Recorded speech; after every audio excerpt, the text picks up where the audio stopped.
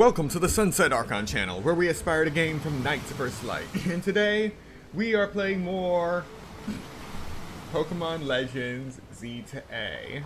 I'm going to be continuing the story from where we left off previously, although I have been running around like a madman all across Lumio City collecting as many of those colorful screws and new Pokemon as possible.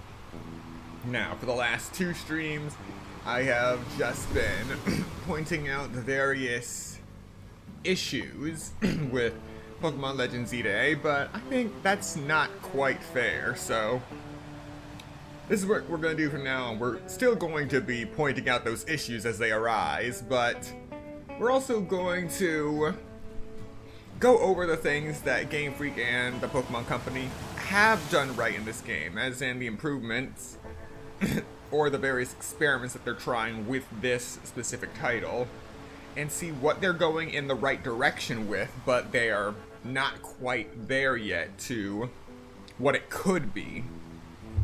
So, without further ado, let us get started. Still on version 1.0.1, and I do know that it says Pokemon Legends Z-A version 1.0.0 in the as the title of this, Bugged in Kalos, but this is the launch version baked onto the game card for the Nintendo Switch 2 edition. Nintendo Switch 1 edition has version 1.0.0. So what this means is, again, this is a scenario of either when the update servers go down, or if you are in an environment where updating is not an option, and you don't have internet for that.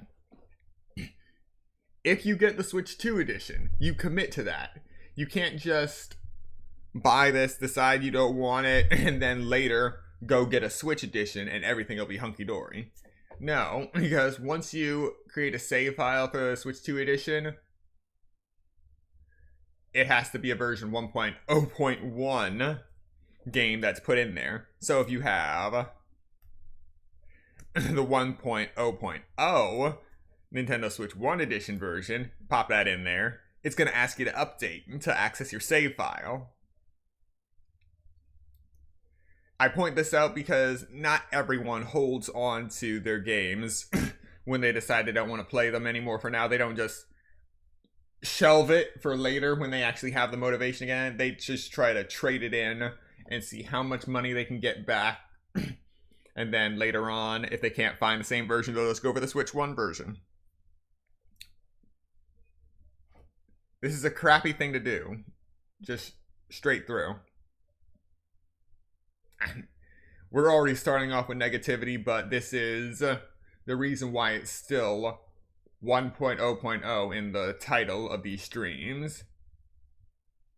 To bring that point across, because the original reason I was doing these between those two versions was to document potential compatibility issues, and this is a deliberate compatibility issue. Actually, not issues, just deliberate incompatibility between the two versions. Alright, just wanted to get that off my chest. Now then, in the spirit of actually pointing out one of the good things that they have, that they're moving towards, is the real-time, part of the real-time battle system. Dodging is still not a explicit thing you can do with your Pokemon. However, one thing that they have done is that they removed power points. Because in previous titles, different moves have different power points, the number of times you can use them. Once they all hit 0, you use a move called Struggle, which also damages you. However, for the first time in Pokemon Legends Z-A, they got rid of that. And that probably explains why. That's one of the things that potentially explains why you cannot transfer. I mean, why when you transfer Pokemon from Pokemon Home to Z-A, it can only be accessed from Z-A from then on. You can't just transfer it back from wherever it came from, like Scarlet, Violet, etc. So that is a downside. However, the ability to just keep using moves without having to worry about using Ether or Elixir or Lepa Berries to restore that PP, that is a step in the right direction. And now that I say that out loud, I realize that with all of the things that I have collected across the city, I have not encountered a single Lepa Berry, which restores 10 PP. Just finding that hilarious now that I think about it. Now, the thing that I don't think they're moving in the right direction, but they took a wrong turn. And that wrong turn is the cooldown time system. Just putting in a arbitrary cooldown, 6, 10, 6, 6, for each move. So you can only use it a bit at a time, that you have to switch to another move. That's just... It's possible to set up a set of moves where you can just keep spamming a specific sequence, and it will never end. It will never end. Every time you get through the cycle, the first one that you entered in the cycle will be fully restored, will be fully cooled down. You can start that again. And then by the time that move ends, the next one will be ready. And the next one, and the next one. Just an infinite cycle built around various cooldown times, and we're only, what, a week into this game? It is only a matter of time before that is exploited profusely, especially with the stupid seasonal stuff with NSO coming up. And then you just know the Pokemon Company or Game Freak, whichever one's responsible for updates, is going to push a patch specifically to rebalance, quote unquote, the cooldown times. This is a band-aid, a poor attempt at game balance. So so I've actually thought about it.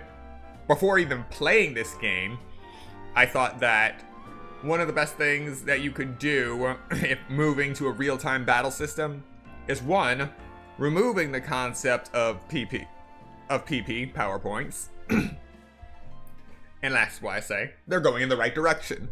However, I had a completely different idea for the implementation than they actually went with, the cooldown time thing.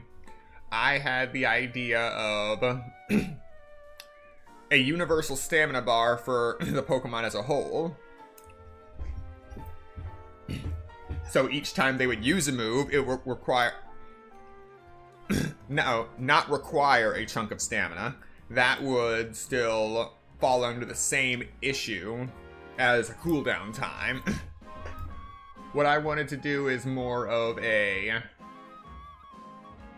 variable power system. So, let's see how I can explain what that means. So if you've watched the Pokemon Diamond and Pearl anime back in the day, there were Pokemon contests, and it showed various ways that you could actually use moves that weren't just in the context of battle. Kind of like Bubble Beam. You could actually use an Ice-type move to freeze those bubbles to create various effects without the destructive elements. Combination of Bubble Beam and Icy Wind. Use that as an example. Obviously, you can't use a full power Icy Wind on that. You just want to chill the outside to create an icy layer on the outside. You don't want to just create a rock solid ice ball that'll just crack unceremoniously once gravity kicks in. So, to do that, you actually need to control the power of the move. And that's where the stamina gauge comes in. Being able to charge each move up to a certain point. So it will have, so each move will kind of have a baseline for how much power is required for your average full power version of that move. Then you can actually select how much power you actually want to put into that. How much power you want to put into that move. Either you want to just use a little bit less than the average or more than the average. Determine where you want the power of the move to fall. Then you can use the move, and you decide when you wish to stop using the move, in a way. Especially for things like Bubble Beam, Flamethrower, especially Hyper Beam. So you can actually choose how long you want that move to go, when you can stop, and you can actually keep continuing, and the stamina bar will decrease, and then once it actually hits where you have set the threshold upon charging the move, if you go beyond that, then the power of the move will start to decrease, which gives you an incentive to actually stop using the move before that power decrease starts. Another example would be a Lucario using an extra strong Aura Sphere and maintaining that. As it continues to sustain that Aura Sphere, if its stamina goes below the threshold of what it needs to maintain that power, then the Aura Sphere's strength will gradually decrease. It'll keep going down and down and down until the minimum threshold can no longer be sustained, and then the move fails outright. I feel like this would be a more dynamic approach to the efforts of making moves work in real time. And don't get me wrong, some of the moves themselves, I never expected them to work in real-time battles in their current state, but Game Freak has done a good job at reworking some of their effects and how they would be applied.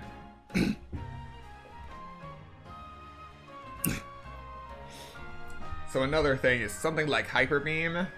You would just keep going and going and going. You kind of wonder what happens when stamina reaches 0. So that is another thing about... That is another good thing about this kind of system when it comes to moves like Hyper Beam or Giga Impact.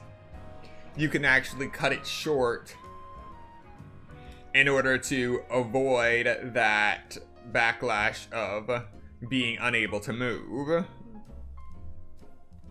There will still be a level of exhaustion, but it won't be as extreme as needing an outright recharge if you stop it within a good amount of time. However, if you use all of your energy going through an entire Hyper Beam, of course, you are going to need time to replenish your stamina before you can use another move. This would apply to all moves, of course, that rely on the stamina bar. But for Hyper Beam and Giga Impact, one such unique trait is actually drawing out power that goes beyond what your stamina bar holds, and that brings up an idea I had for a new status effect, which would reflect the state that your Pokemon currently is in when it uses Hyper Beam or Giga Impact, needing to recharge.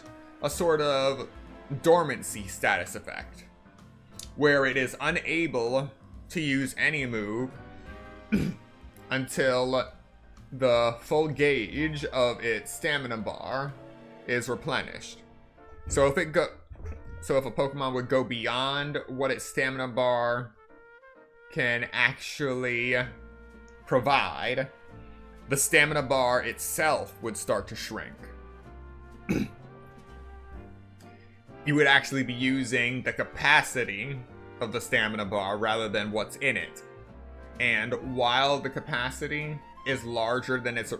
While the current capacity of the stamina bar is lower than its maximum capacity, then you wouldn't be able to move any...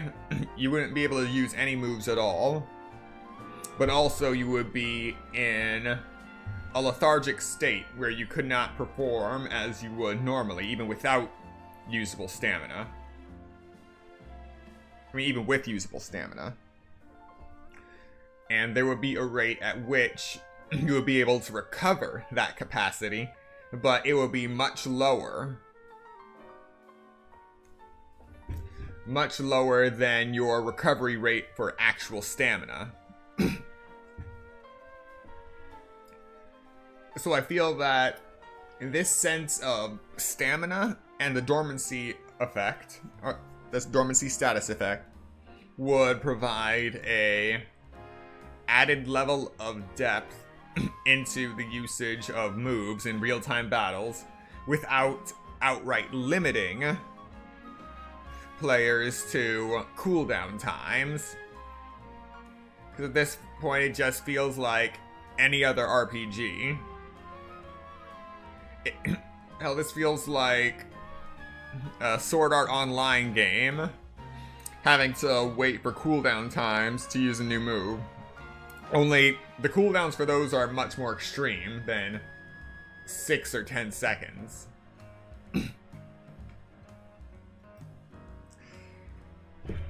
But anyway, that is the beginning. That is one rant of what Game Freak has done right and how they can improve upon it, and also the wrong turn that they took, that I believe they took. So, the removal of PP, the questionable add of cooldown time, and the potential use of a stamina bar. What do you think about it? Leave your thoughts in the comments down below. And now, without further ado, let us continue with the story of Pokémon Legends Z-A.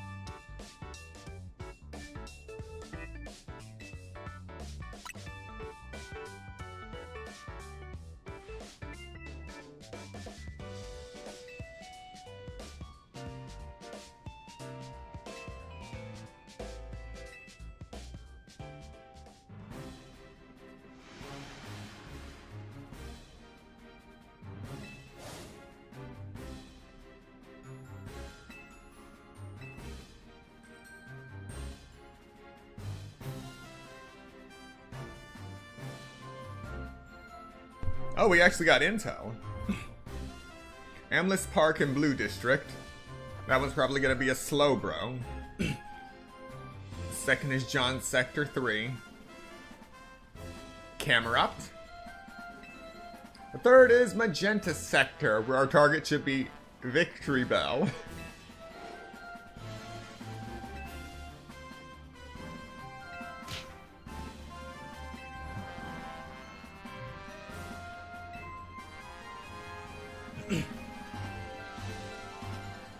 The place where Slowbro is about to go rogue in the Blue District isn't far from the Stone Emporium on Vernal Avenue. If a rogue Mega Evolved Pokemon damaged the Stone Emporium, we would not be able to shop there anymore. Which would mean losing a valuable source of Mega Stones.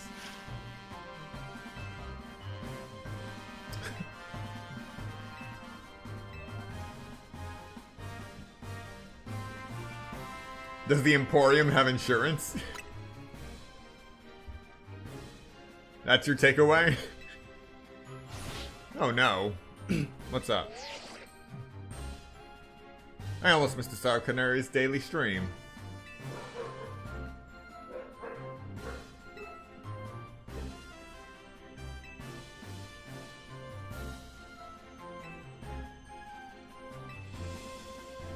Spoken like a true fan.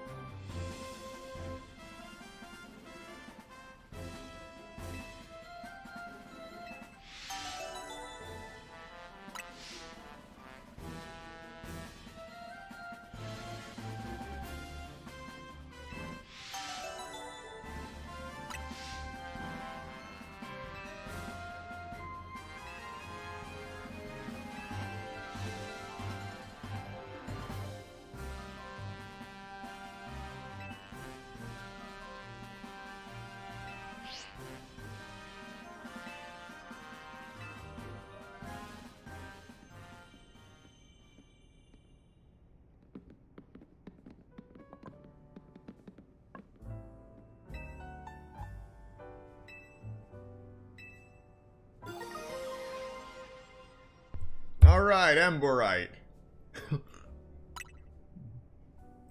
The final evolution of the Tepig you received is the Pokemon Embor.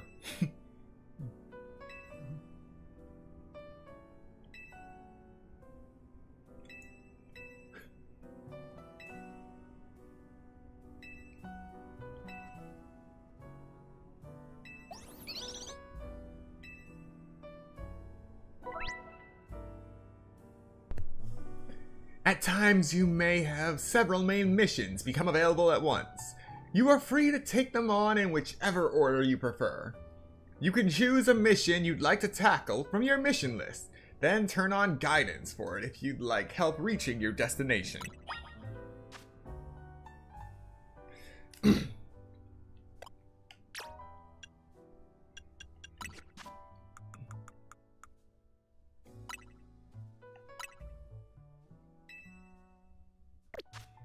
Alright, we are good to go now.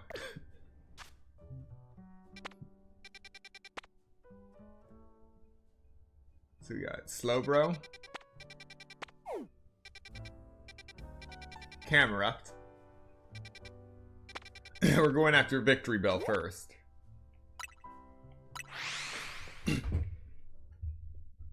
Water, grass, and fire.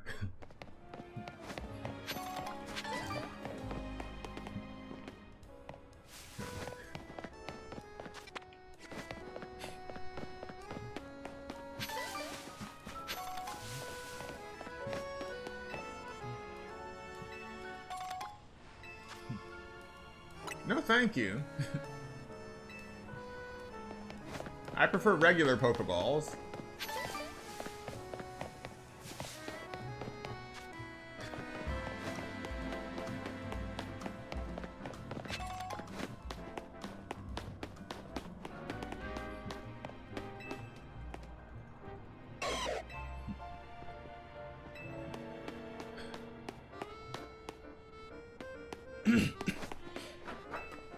Alright, time for more scaffolding work. And I do think they did a good job on the scaffolding system. There are some areas where I'm confused as to how I'm supposed to proceed. However, there are flexible ways to get around that.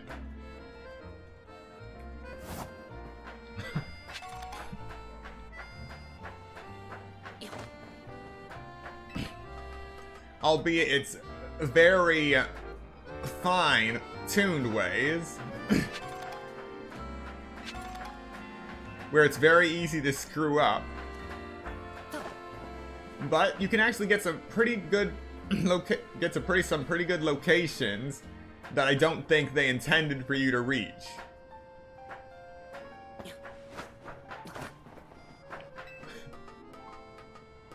It all depends on how fast you roll at the very end.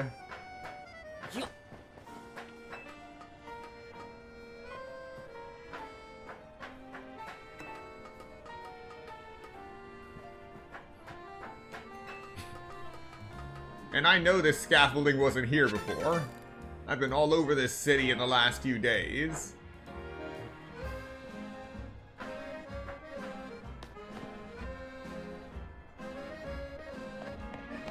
Oh. It's all the way down there. Oh well, we'll still explore here.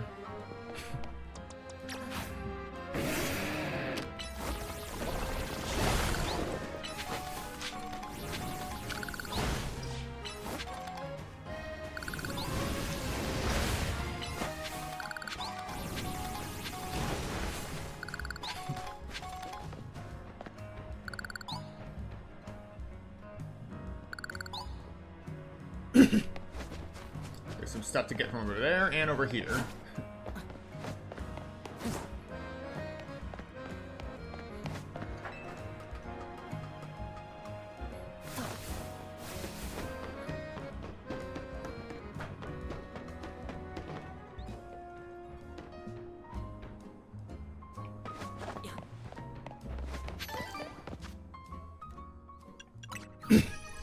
We're currently at 94 caught and 142 seen.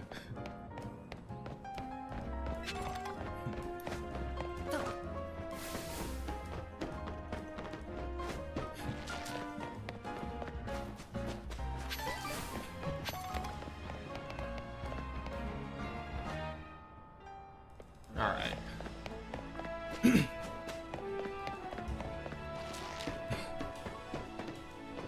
Now we can go in the other direction.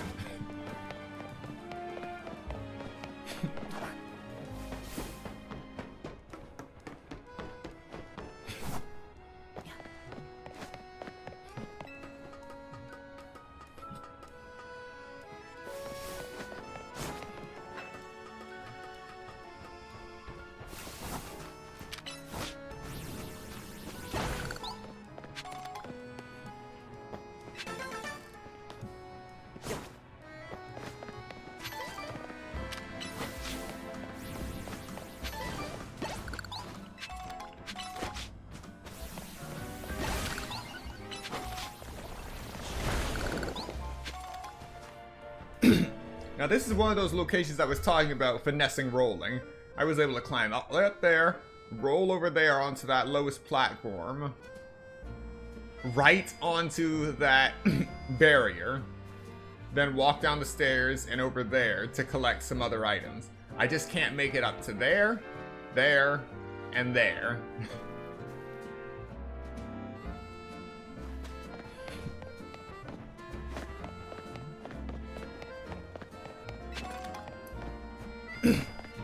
There are benches you can sit on, even on the roof.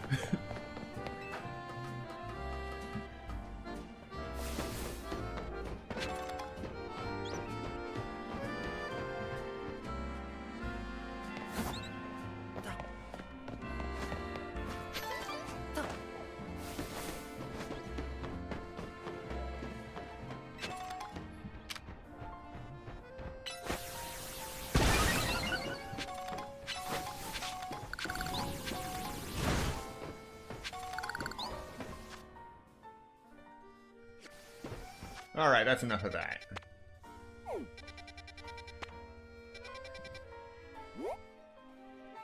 Then we got new research too. Alright. Just wanted to make sure no new Holovator is activated.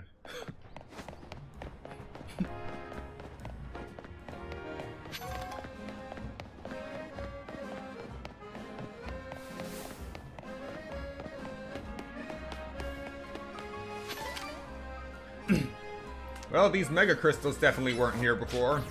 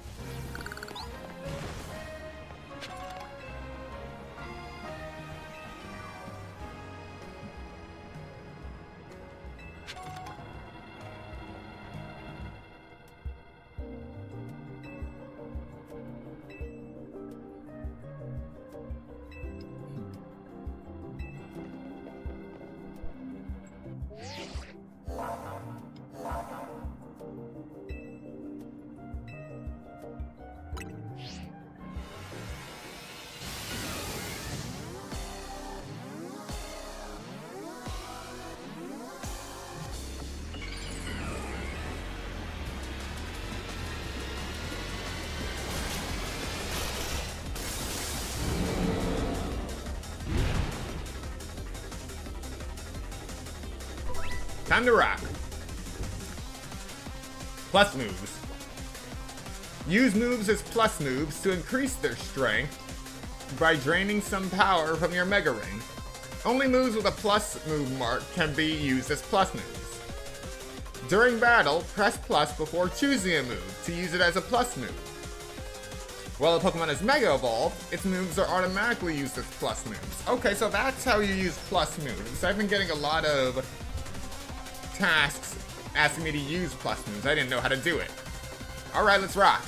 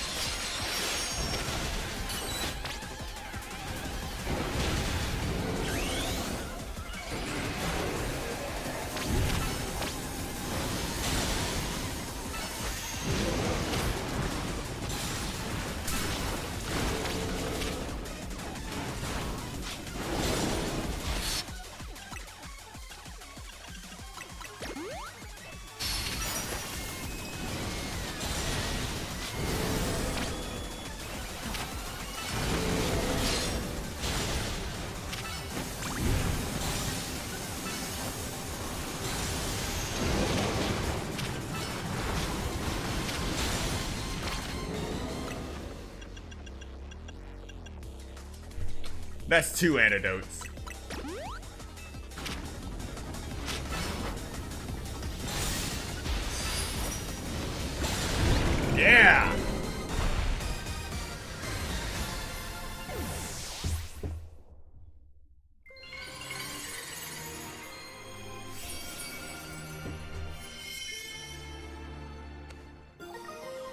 Victory Bellite.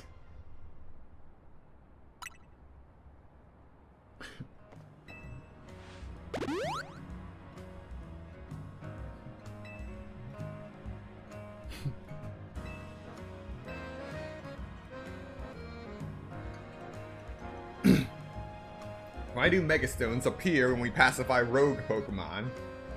What could it mean? Well, it's Mega Energy that's already been synchronized with a Pokemon. So it explained why it turns into a specific Megastone. But it doesn't explain why Megastones actually appear.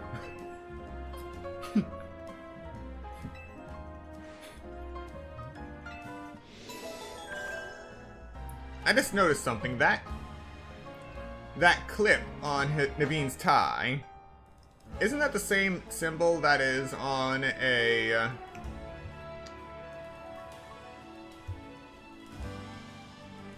evolved form of Doublade? I can't remember off the top of my head right now. Aegislash. Yes, that's it. And there's Zygarde.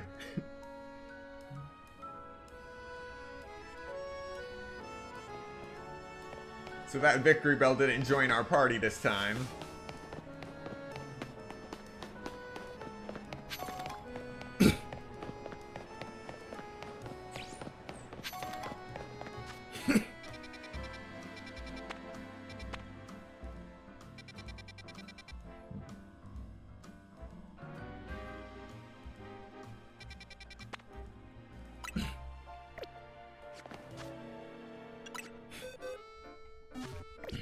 Alright, we're gonna go to the Stone Emporium first, just to see if I can find another Megastone that I can use for this one of these next battles.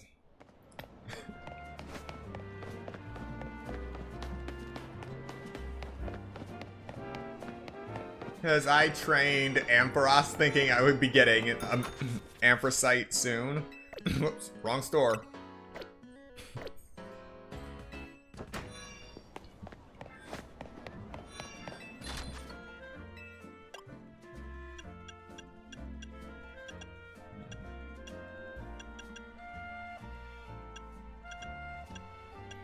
Nothing else I can use.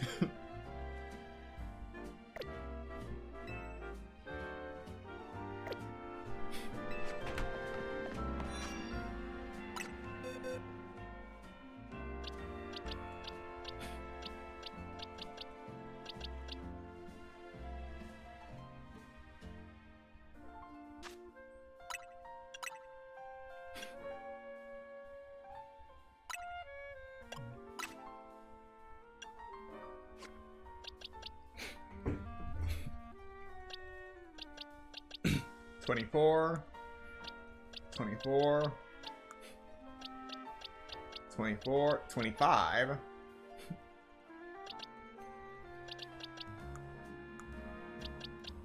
$12, $10.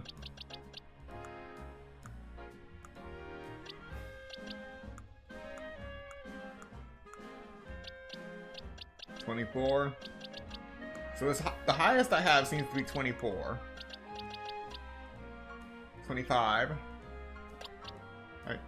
23. Okay, so highest is 25, right.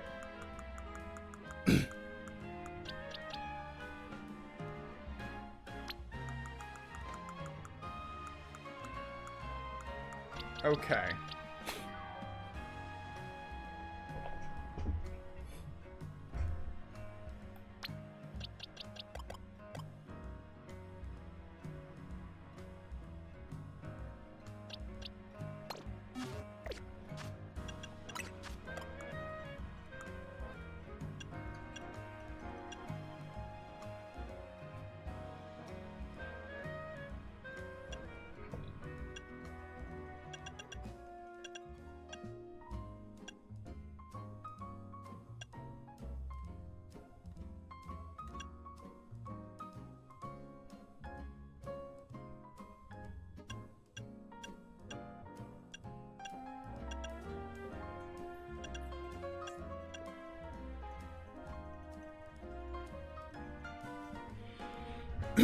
I kind of have a plan ready for Mega Camerupt.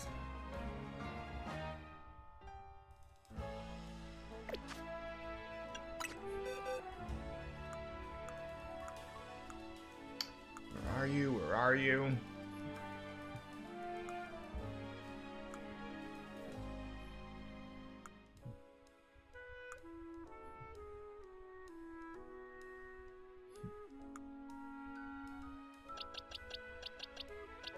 Ah, there you are.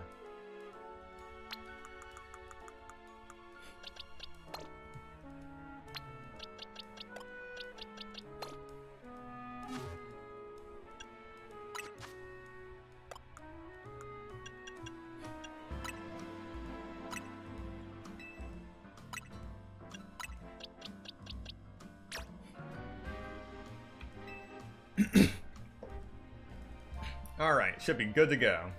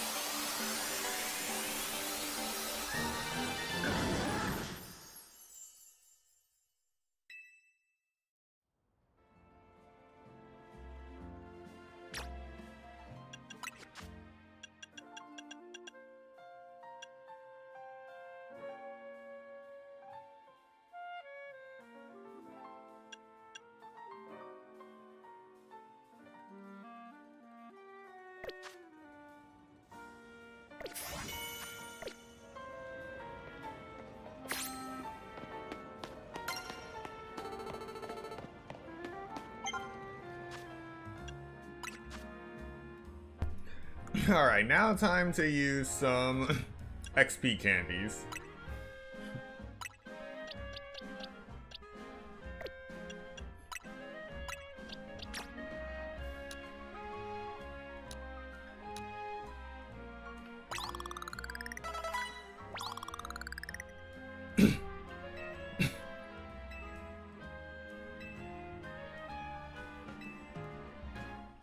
Alright.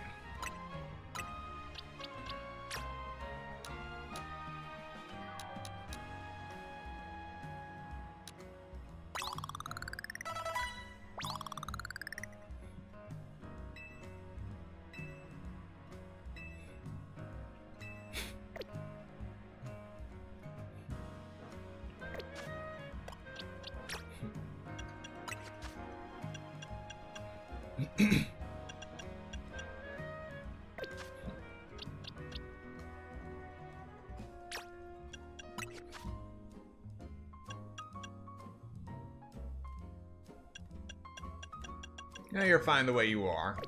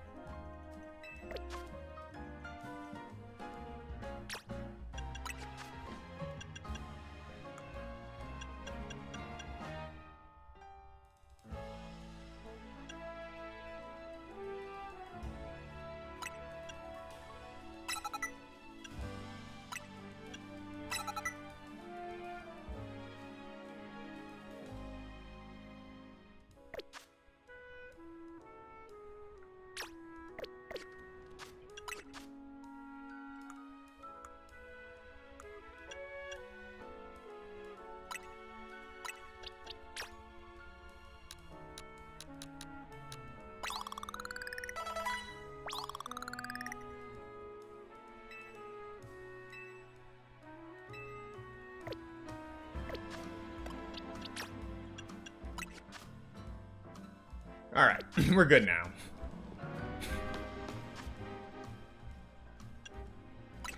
Oh, not quite. One final piece. The leaf stone.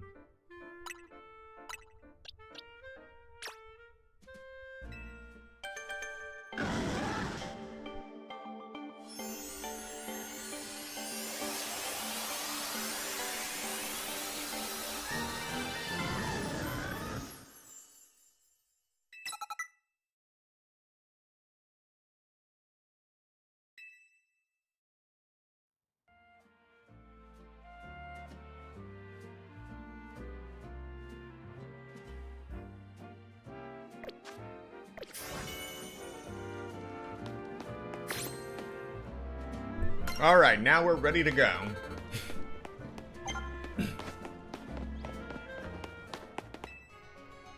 All that collecting paid off.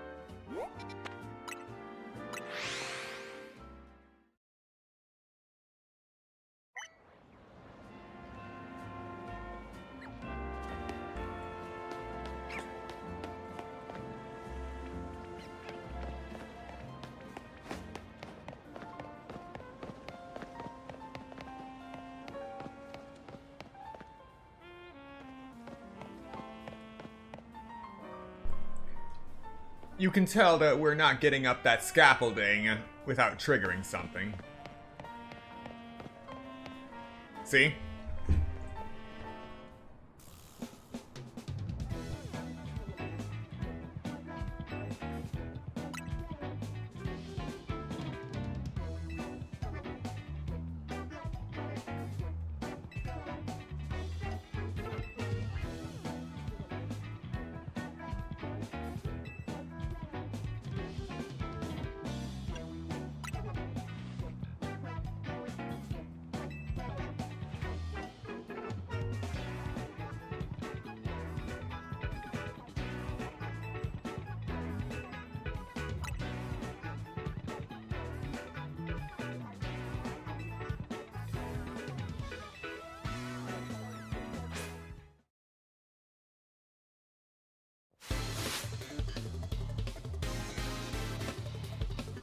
Ladies and gentlemen, peace was never an option.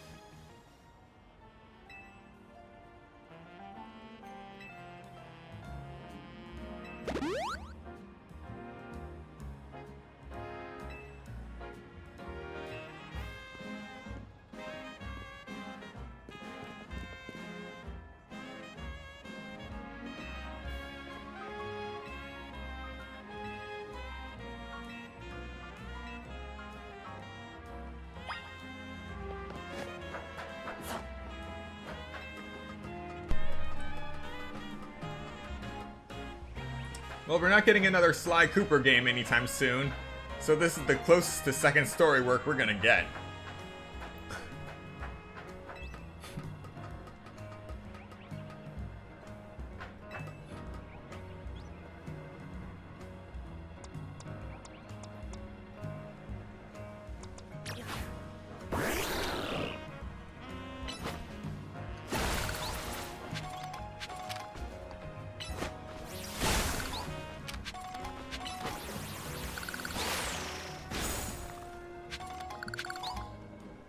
Wait.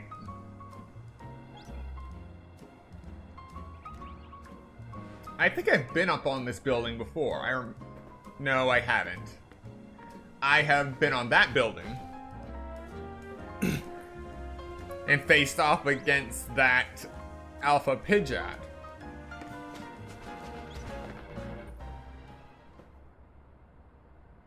Who thought that scaffolding was a good idea?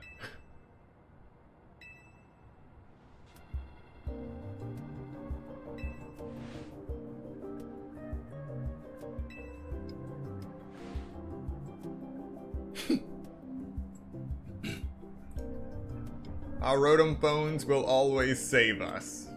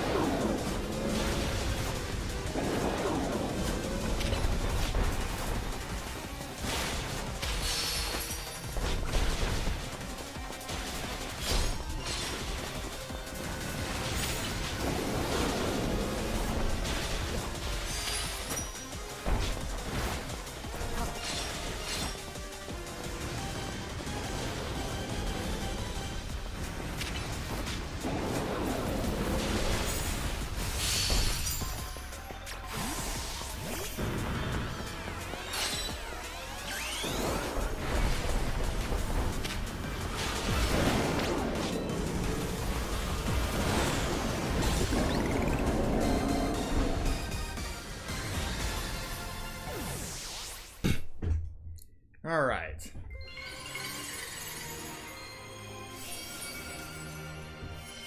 I'm pretty sure I have an alpha numal that would love this.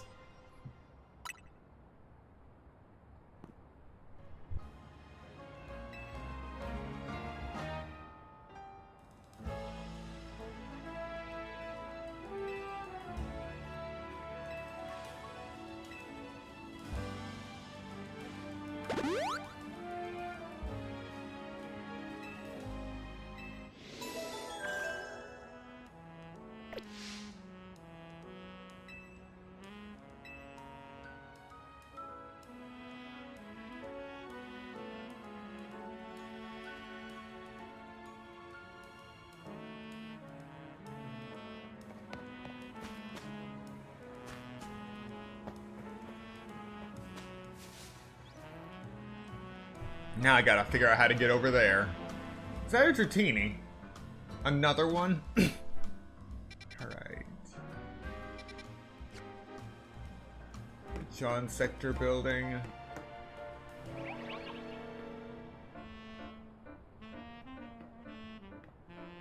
Too far away for me to parkour my way there.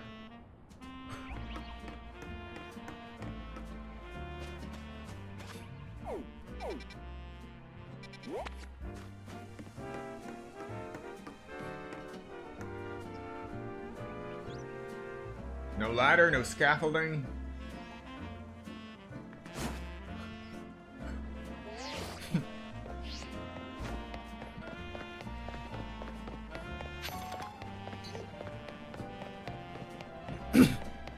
No ladder, no scaffolding, no elevator.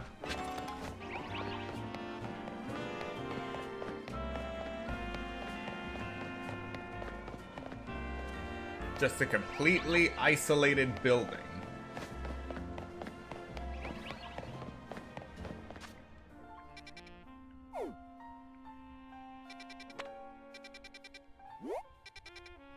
All right.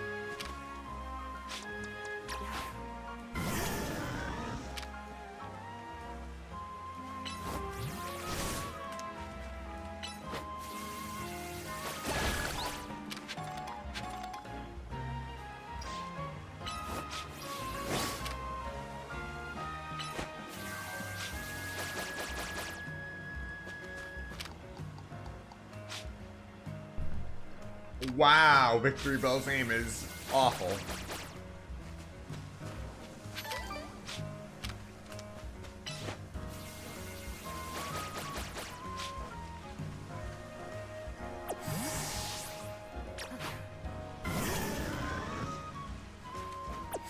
Does it really just float that?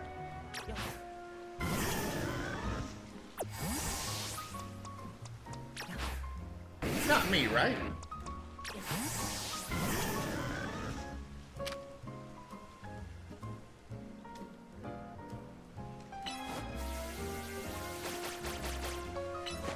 Its aim is off.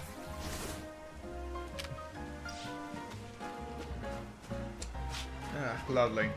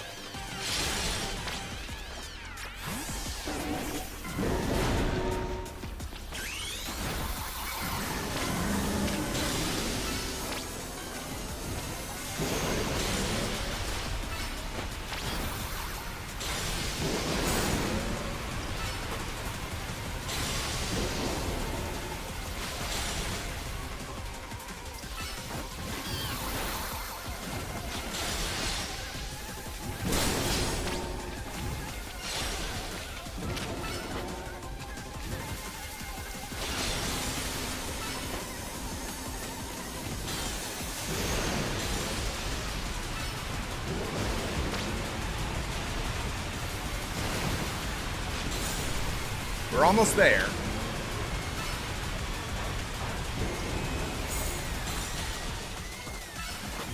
And this is it. Final bullet seed.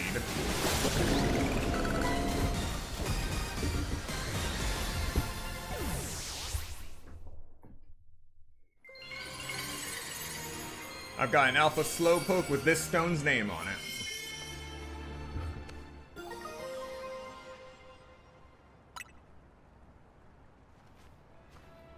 It can't be used on Galarian Slowbro, however.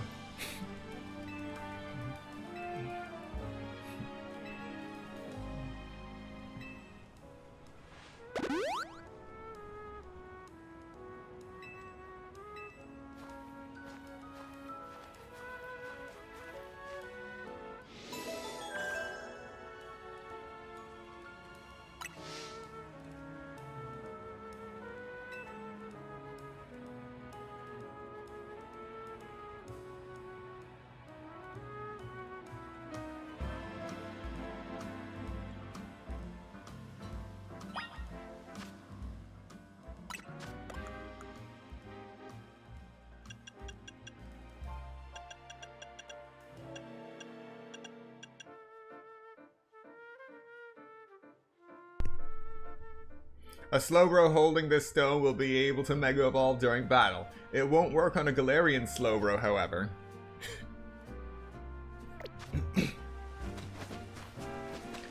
And I do find that interesting.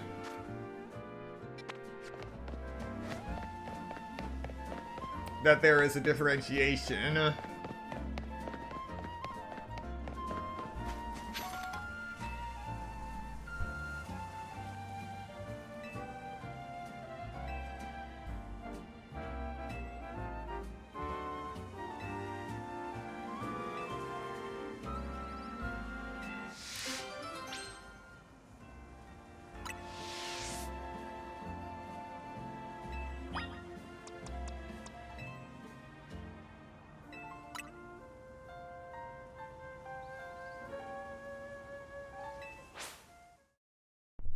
This is not going to take long.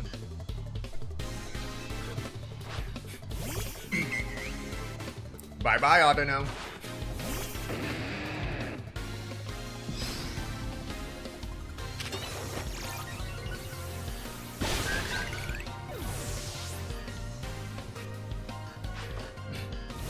Bye-bye, Watchog.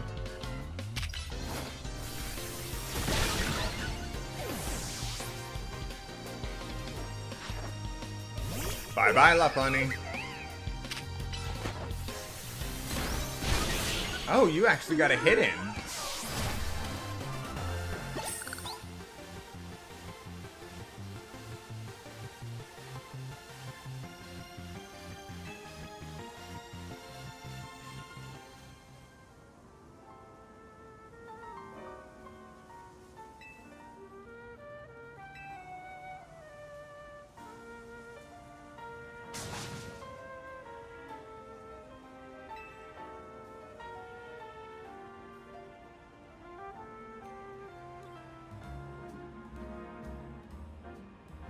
That's sad.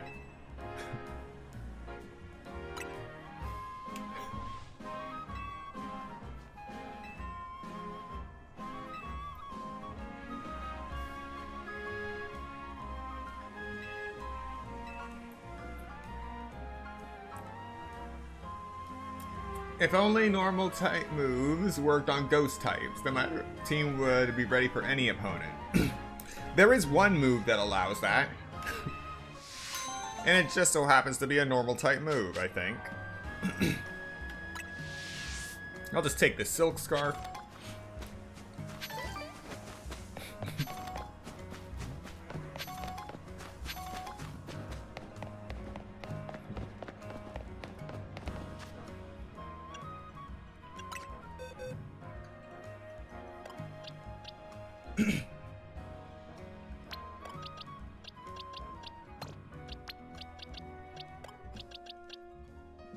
Alright, time to keep preparing my next team.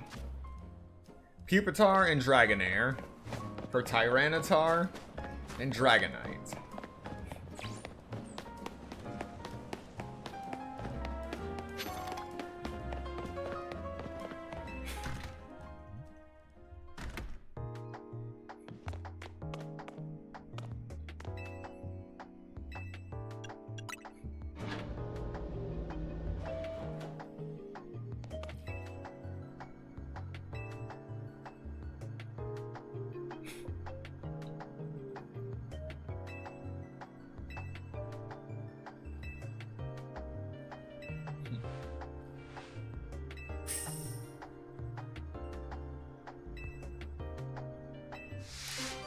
I already bought some fossils, so whatever. Free money.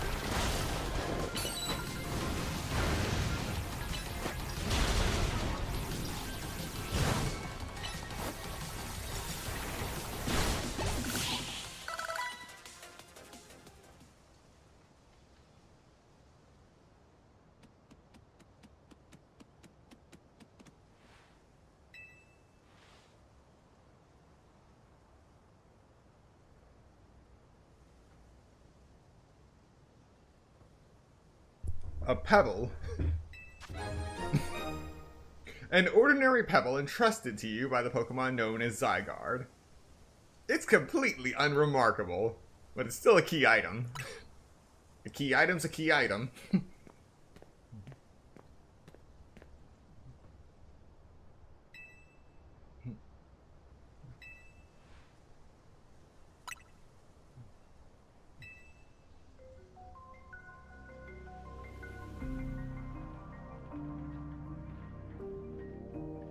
Oh, you have got to be kidding me.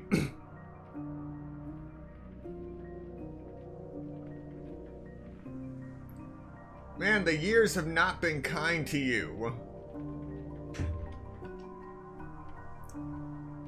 I am called L.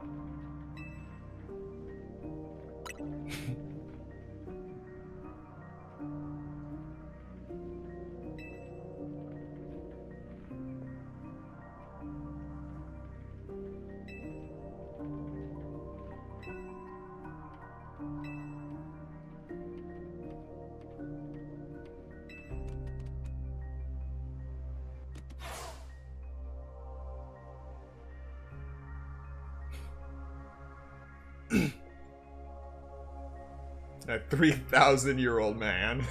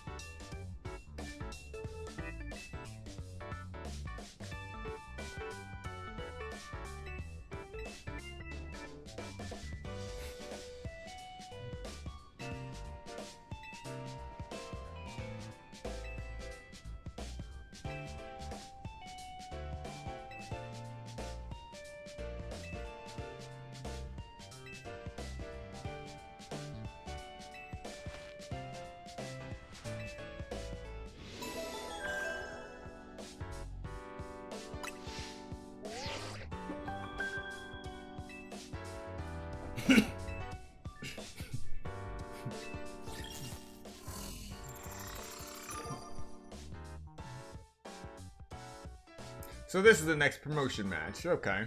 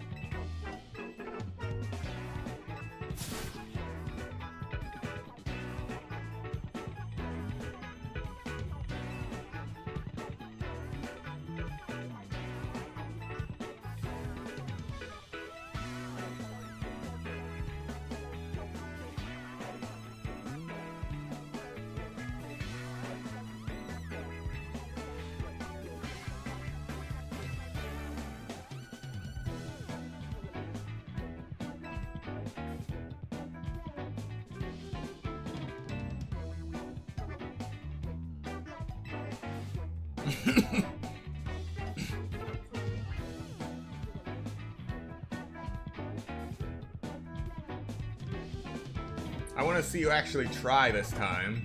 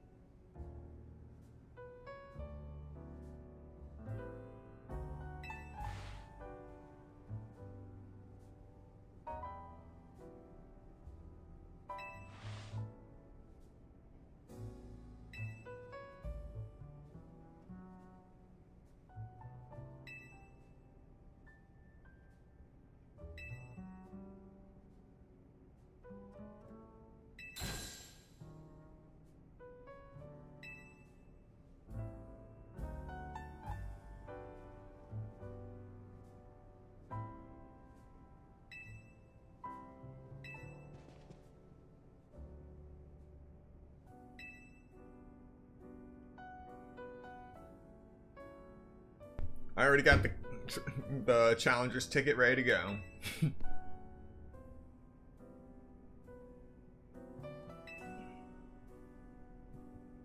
The electrical substation of Magenta District. I know that well.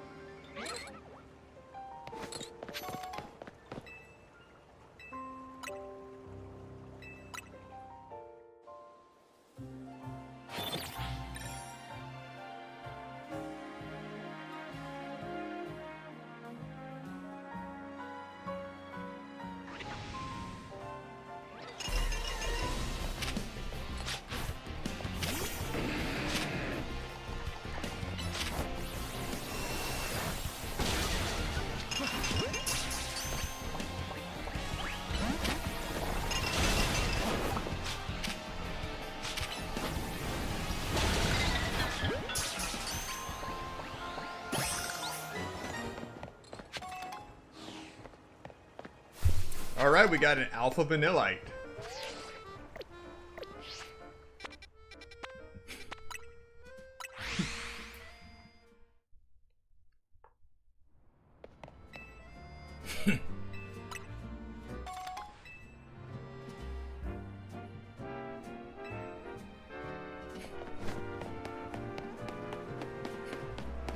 Alright, to the substation.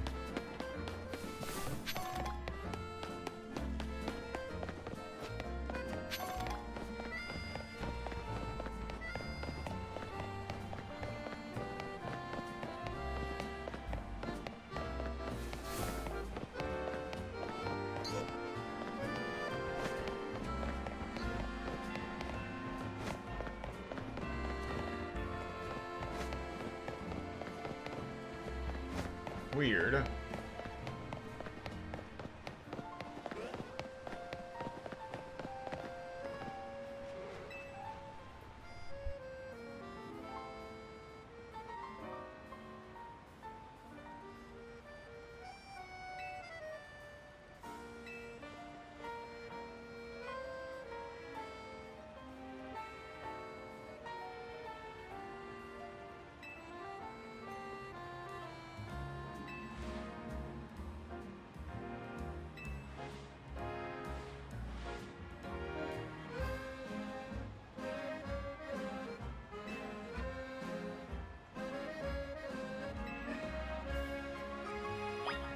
Ah, so it's come to this. Covert Ops.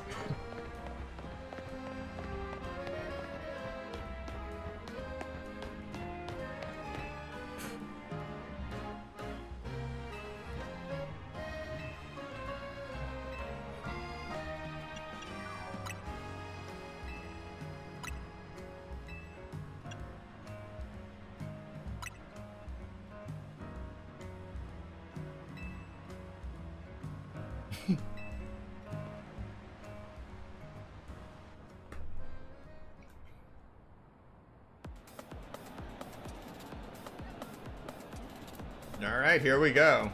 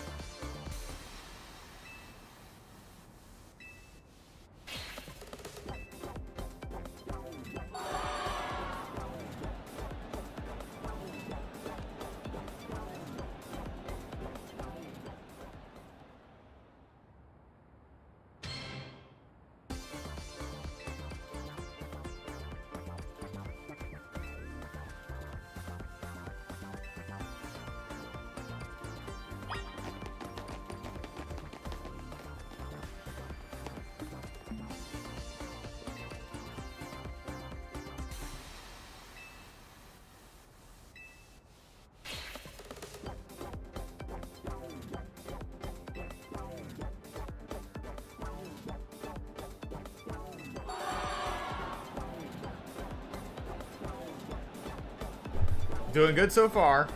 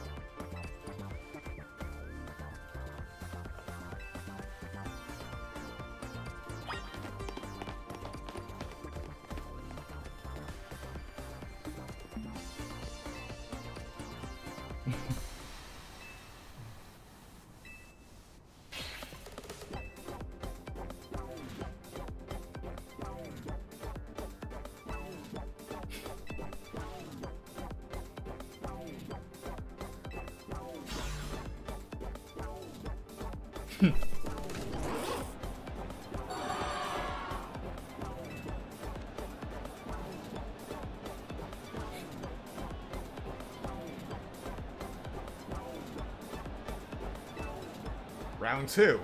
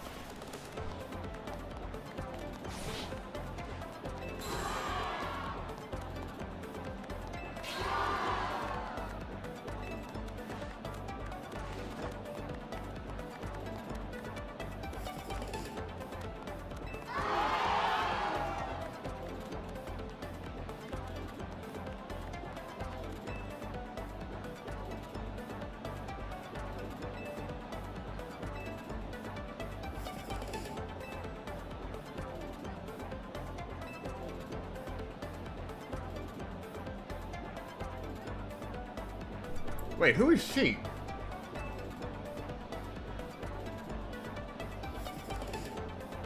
They're all eccentric.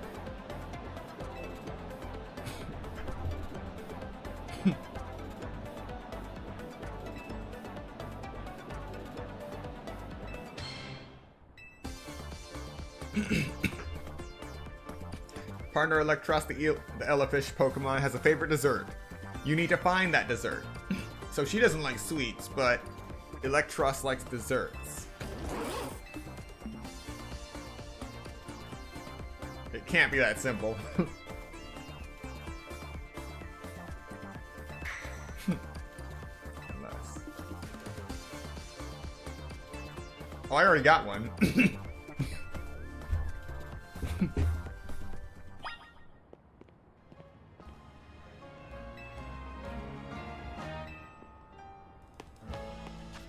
But, okay. I'll go get one.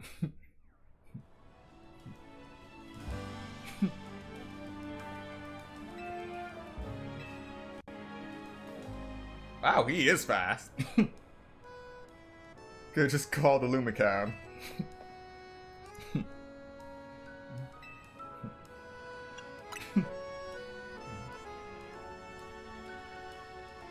Canary's Electros doesn't like just any ordinary Lumio Skelet. It has to be one that's been overbaked to a nice firm crunch. Lumio Skelets can cure status conditions when eaten by a Pokemon. Canary's Electros once ate one during battle to recover from a burn. Apparently, it had a real taste for them ever since. After all, what would you say Electros' most defining trait is? Its fangs? I'm impressed. That's right, it's fangs. It's pretty rare for a Canary to talk about Pokemon battling on our stream, you know. Only a fan who's been watching her since the early days would know the correct answer. In any case, let's order the special type of Lumio Skelet we need. I'd like my usual Super Lumio Skelet, please.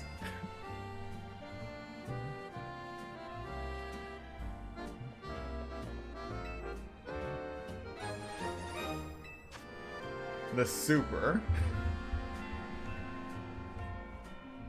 A popular treat among certain residents of Lumio City. This variety of bake is baked to be incredibly firm so that one can savor the crunch.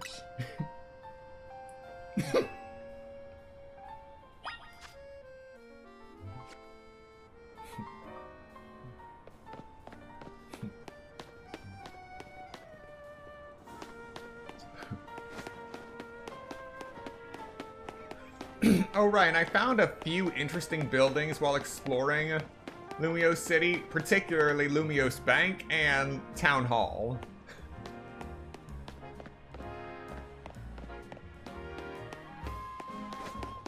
Fascinating stuff when you think about it.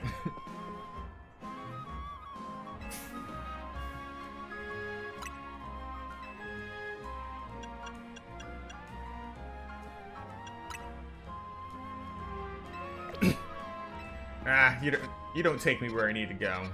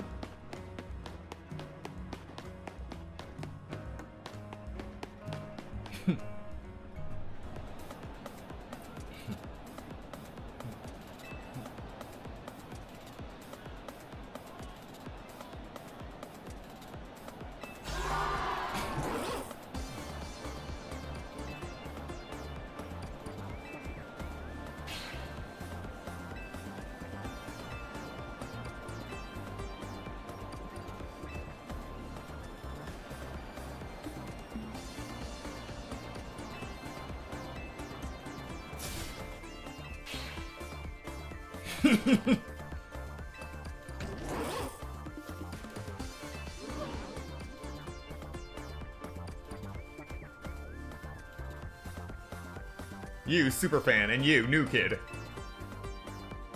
Show me those Lumio skelets you brought.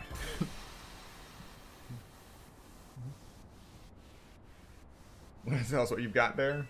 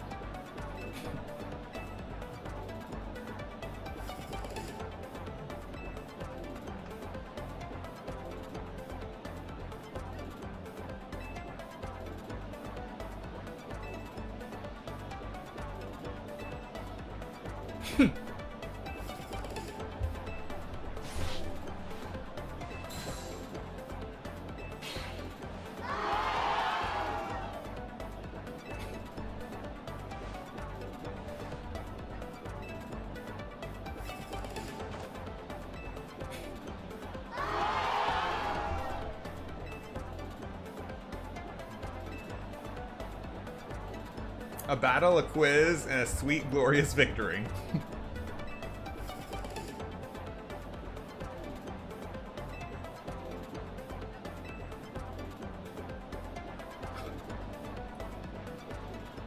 Well, this part will be simple.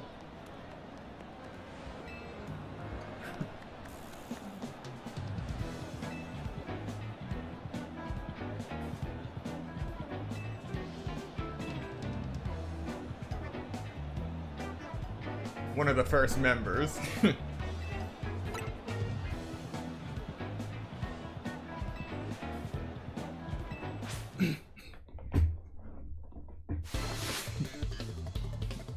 Bring it.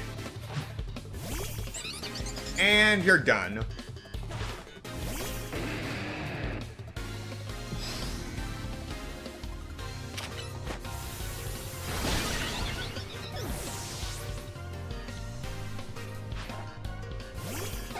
Done again.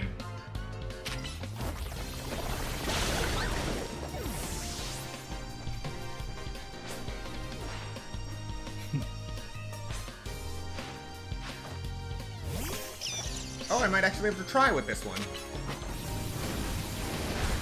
Nope. Just no type advantage. Alright, Dragonair leveled up.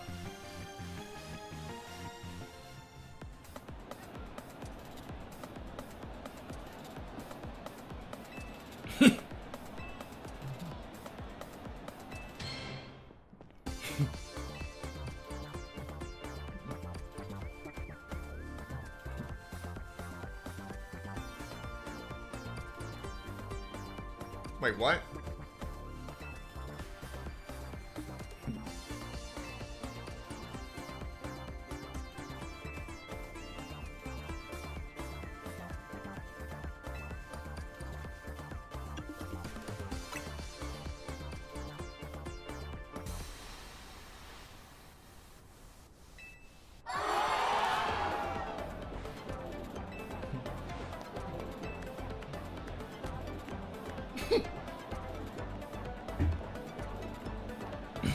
Day one member.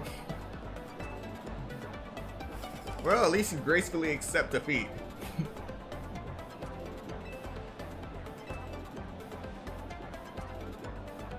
A promotion match.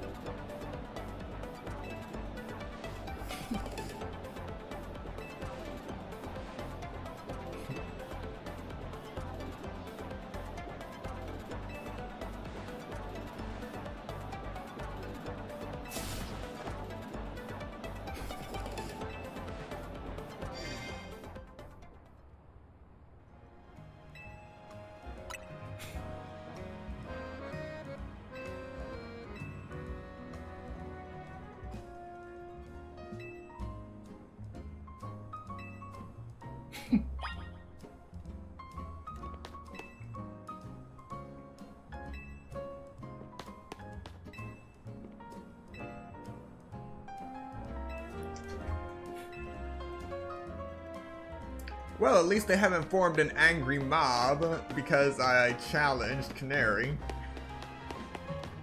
I suppose that's okay.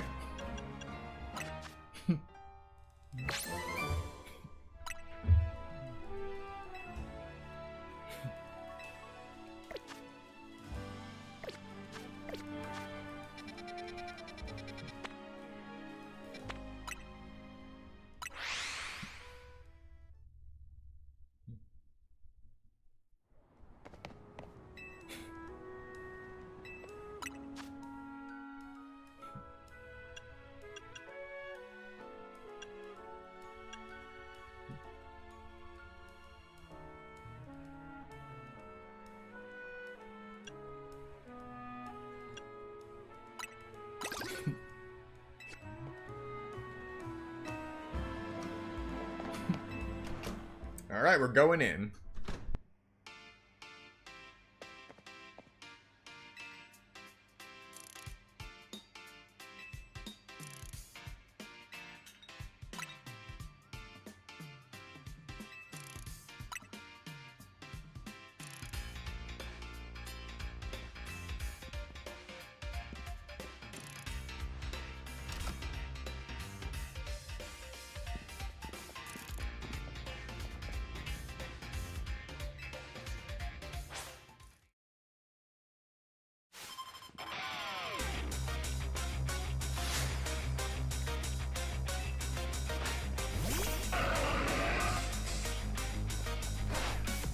Oh, Terragun is standing upright now.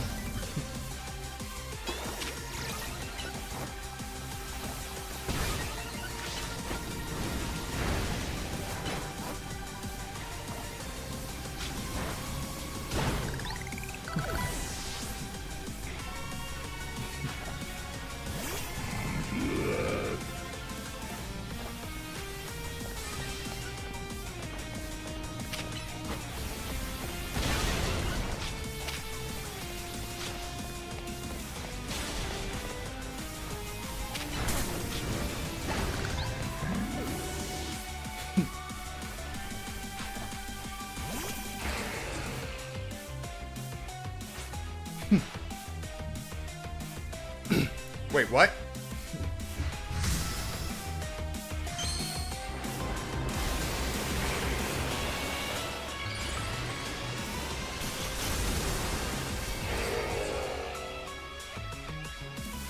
Okay then. Let's rock then.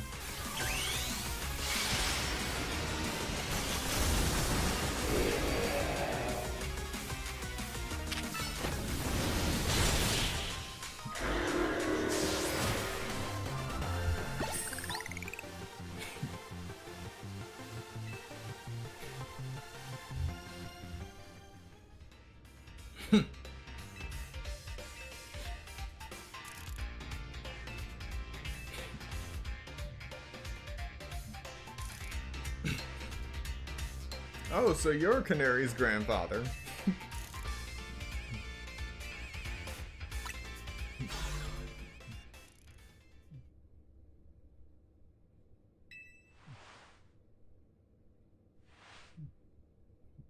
Using another newfangled app.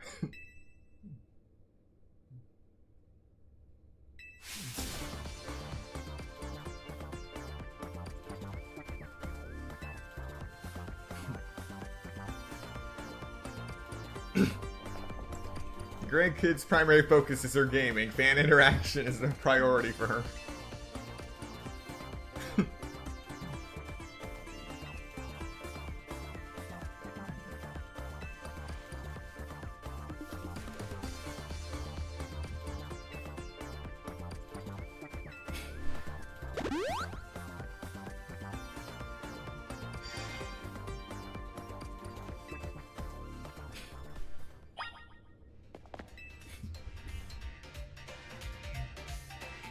Oh, that just happened.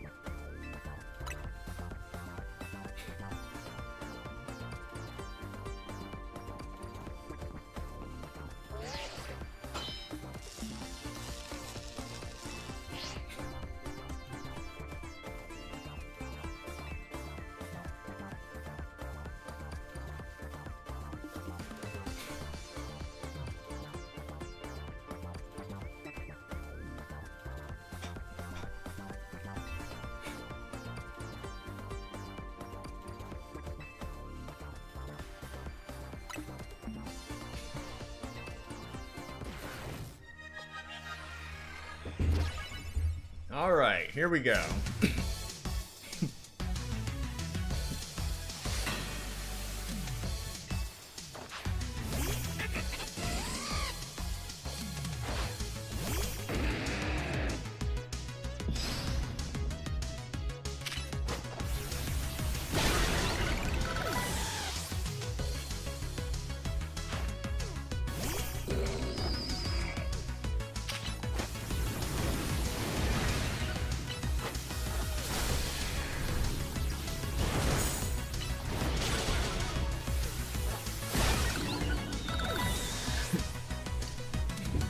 2 more to go.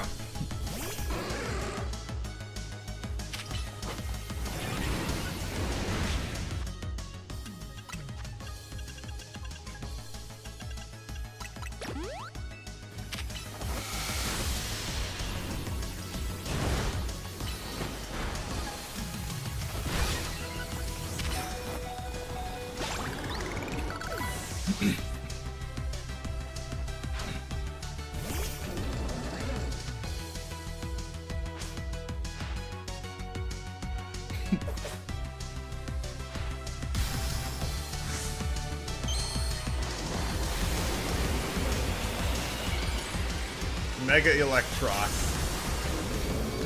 What the?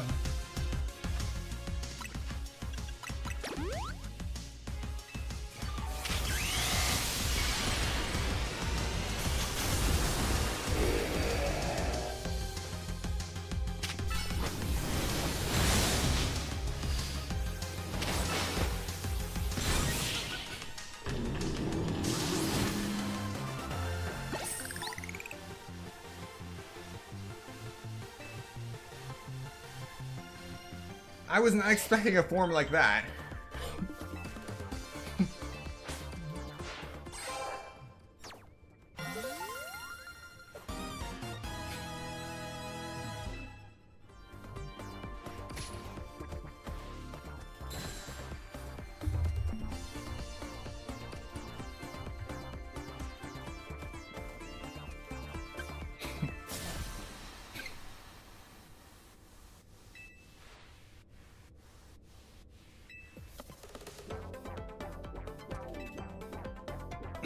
Well, that was simple.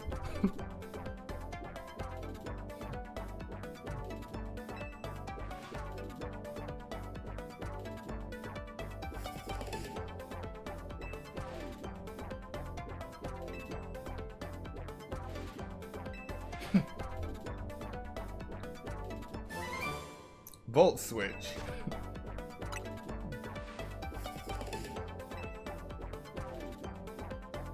Give it to the person who's been helping you out.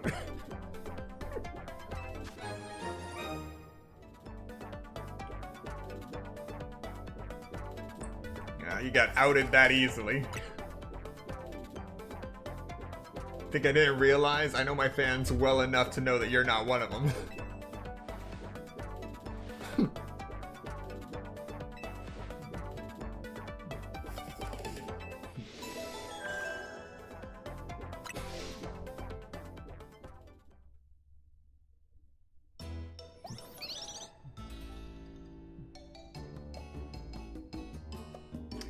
More croissant curry.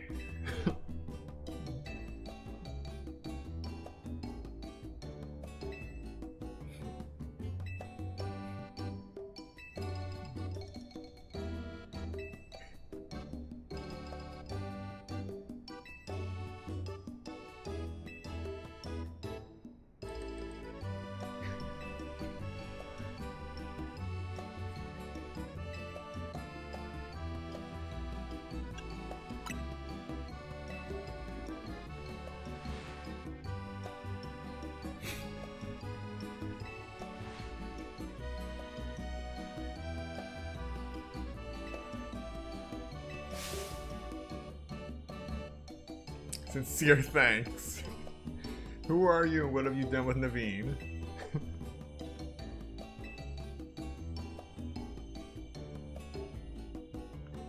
Even the scent of croissant curry is pleasing tonight.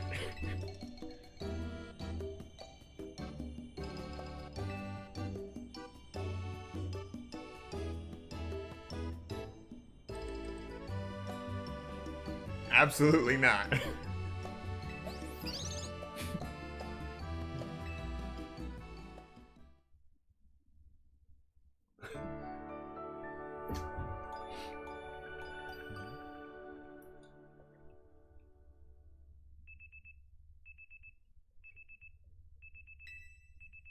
Yes, I know the alarm clock is going off. I almost forgot about this alarm clock. But thanks to you, it's fresh in my mind now.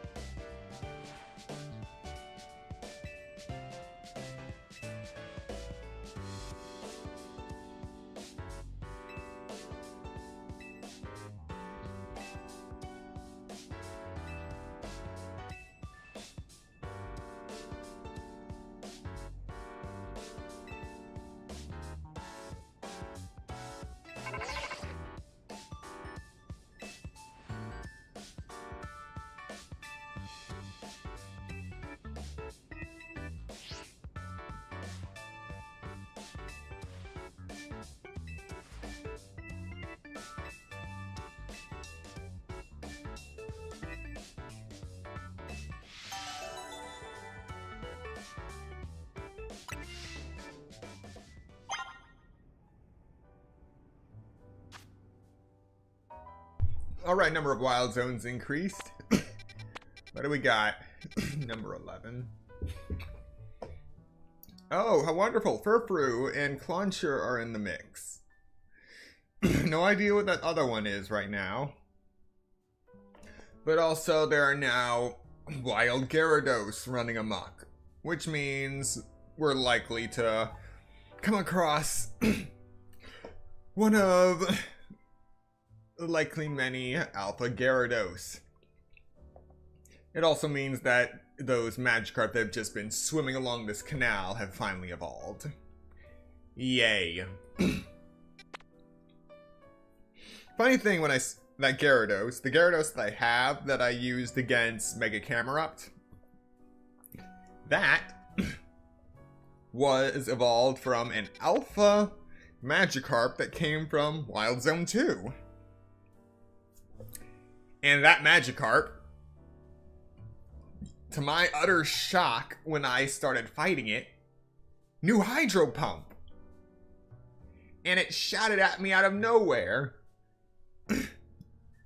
It was charging something up.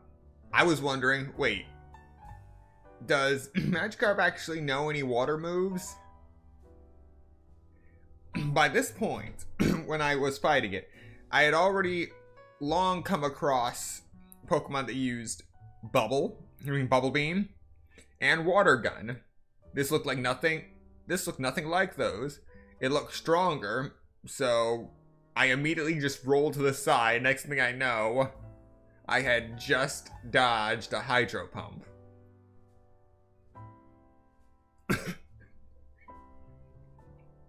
So these alphas can have moves that they don't normally know.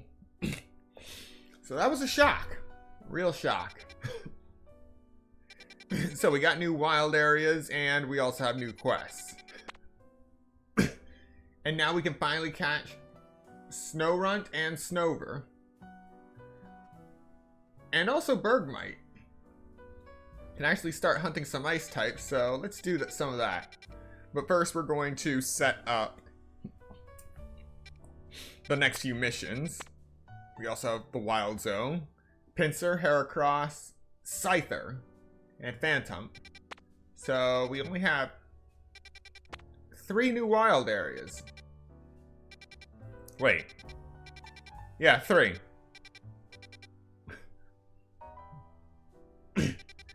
It's only a matter of time before this becomes a wild area. Just going along the pattern of Lumiose.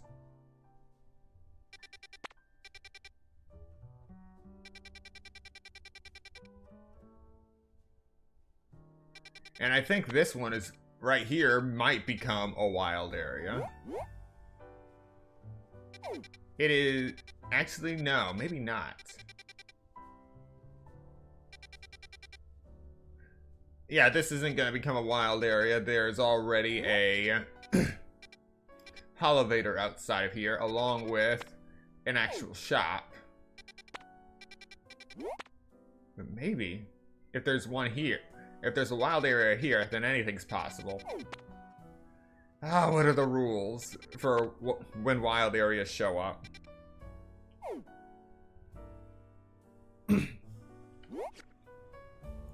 Anyway, let's focus on the strategy meeting.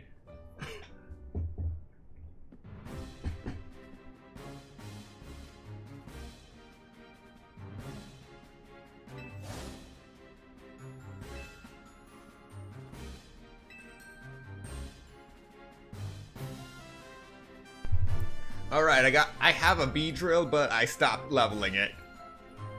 So we got Mega Beedrill. We can take care of that easy. Next, we got the Magenta District Halucha. I got an Alpha Halucha ready to go. Finally, Sector 9 with a Bayonet. I have some Shuppet, but no Alphas.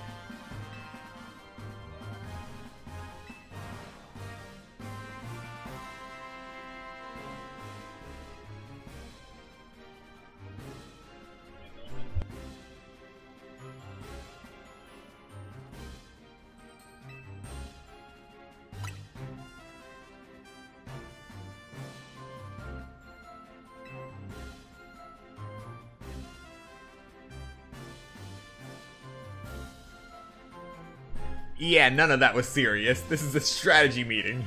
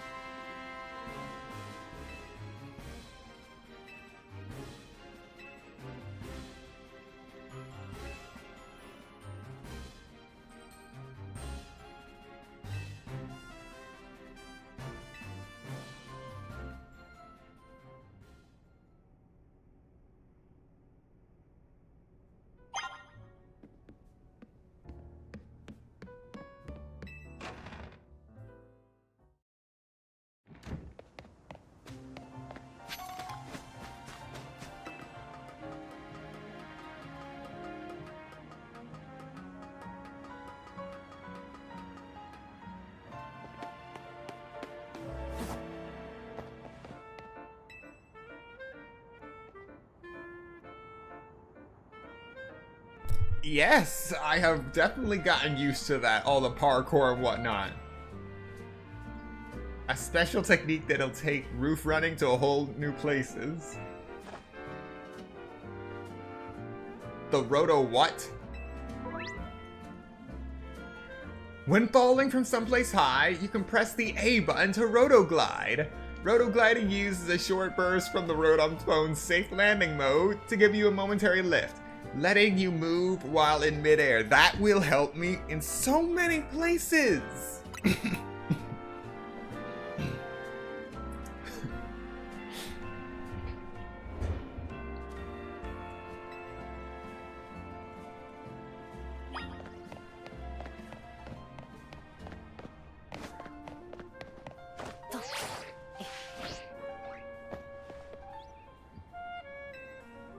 That works.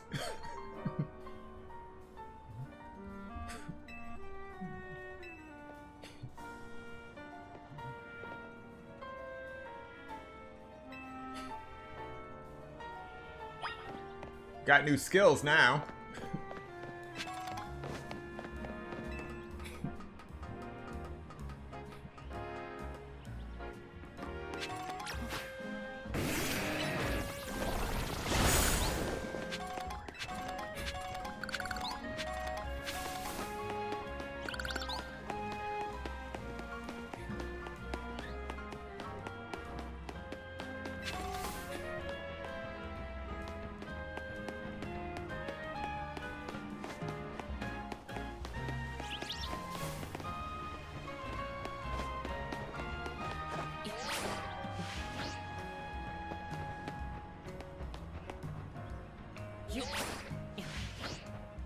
Interesting.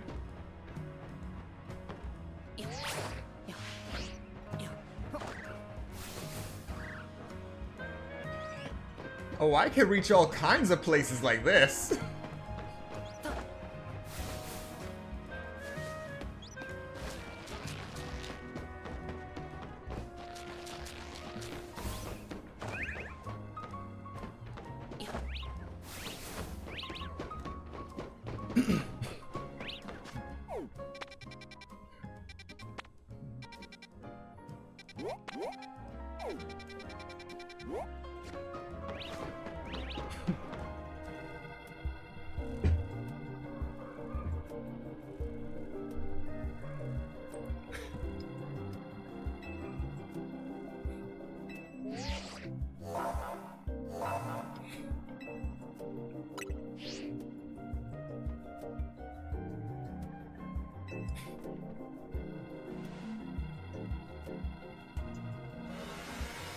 Let's rock!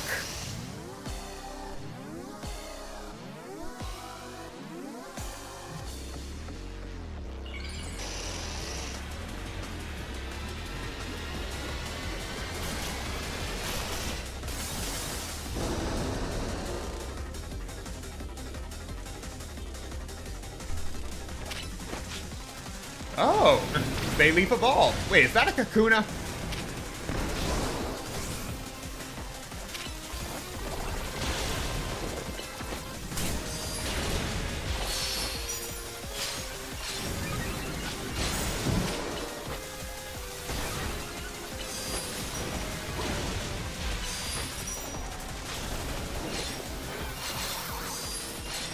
How did the Mega Energy end up outside the ring?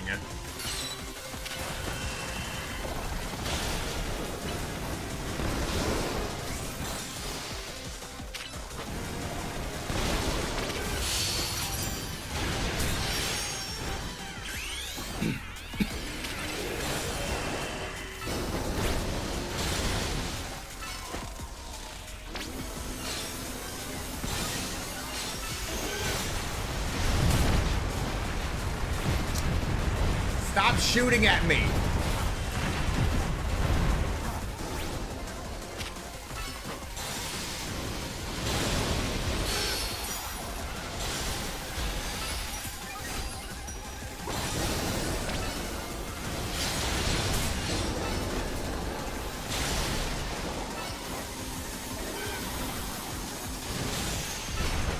Oh!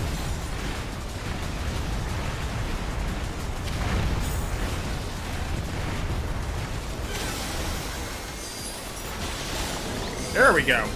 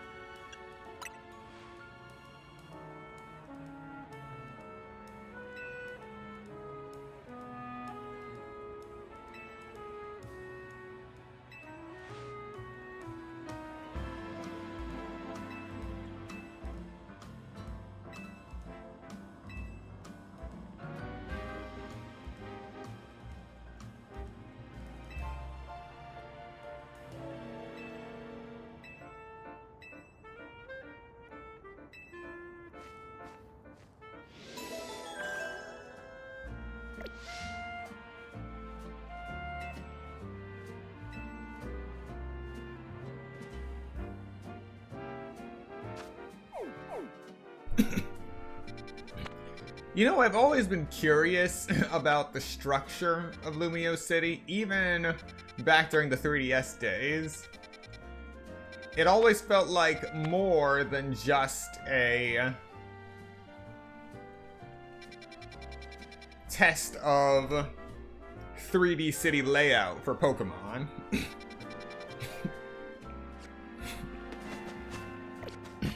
Yeah.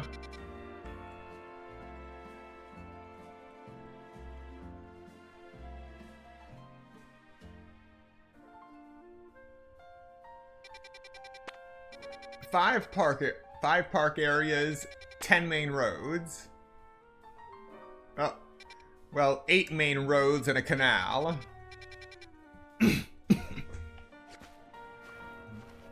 All right.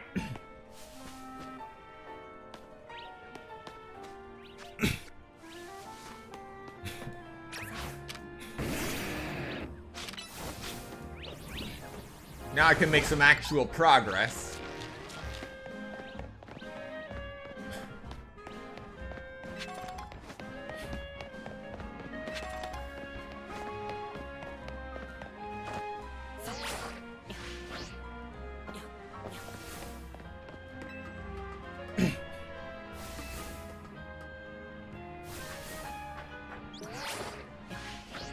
Interesting.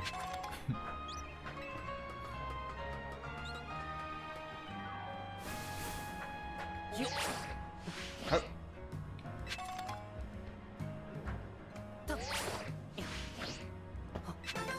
Just gotta finesse it.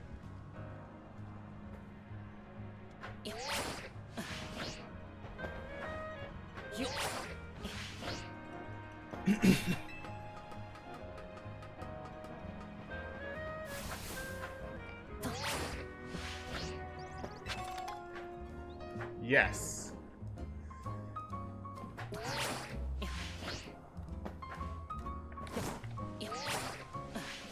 Okay.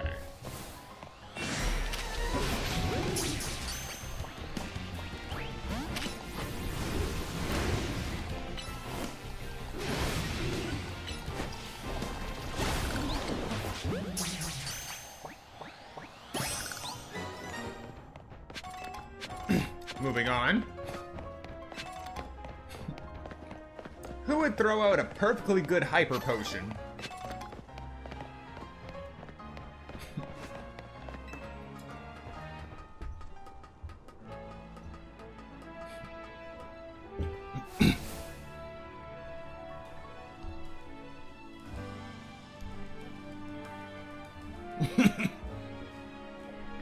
Okay.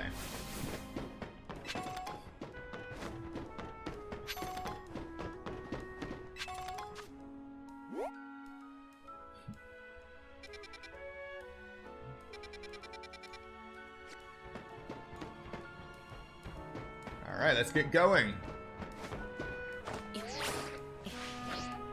Yes. Oh, I'm really gonna enjoy this.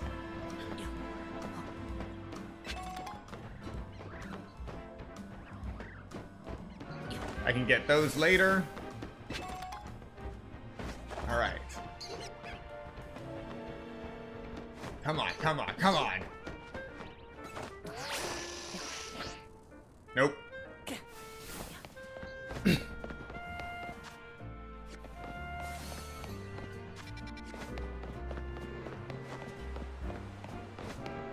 But at least I know how I'm going to use this new ability.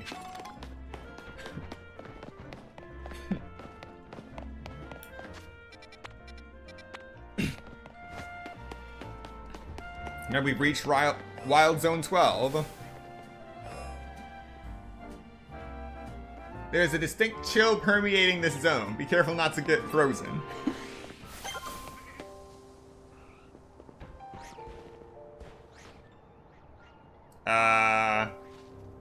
Hi. How are you?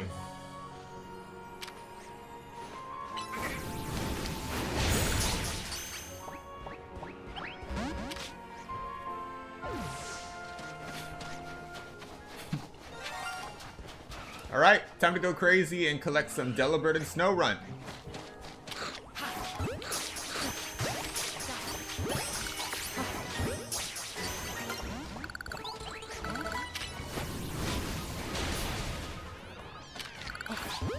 And there's already a Alpha Abomasnow. Alright, let's fight.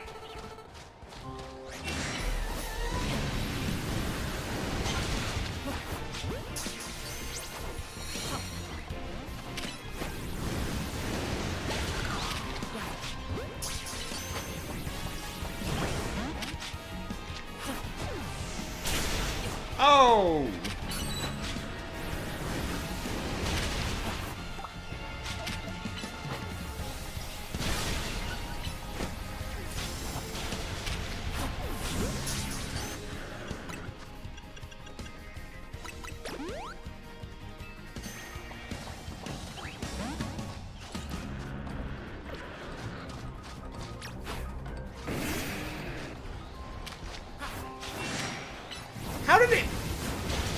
Oh, that is messed up. It just ignored me, went back to its base position and healed?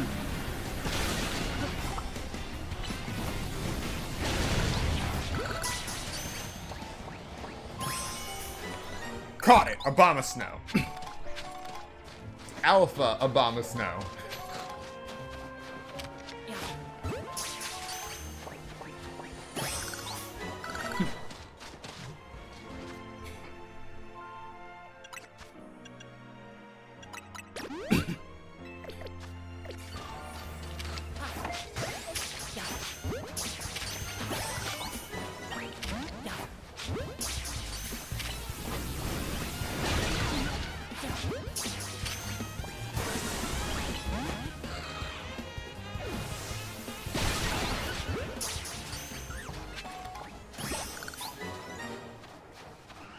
Funny how we just fought a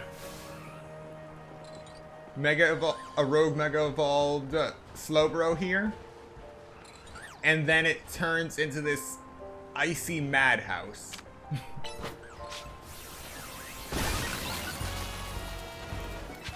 All right.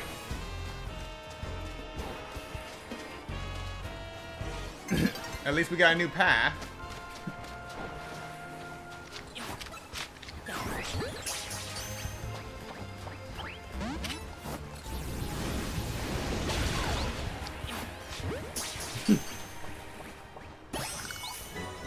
I really do wonder how a flotation device on the water allows you to walk on water.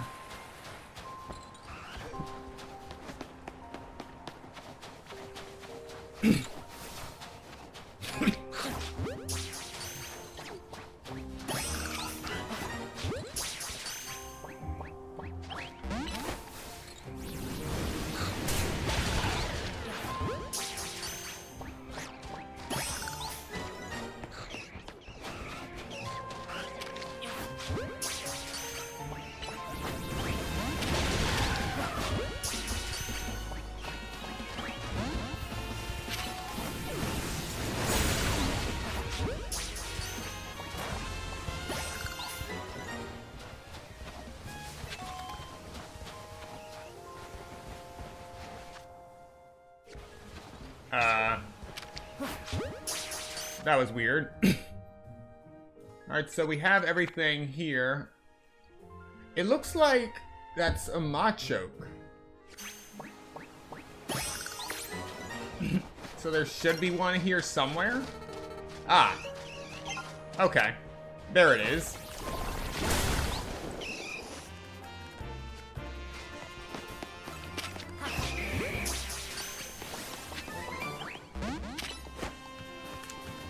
Right.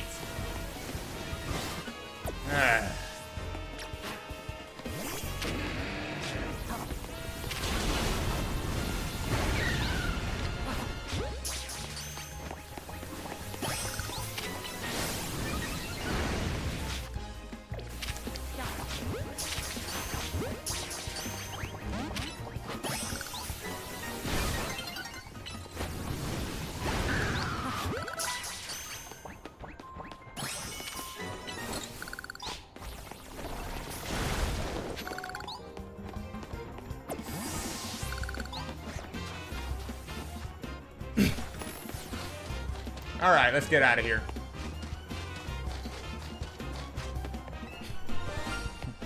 Wait, what?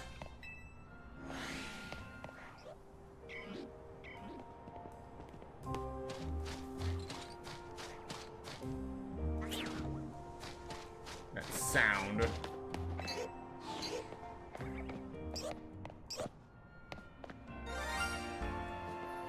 Oh.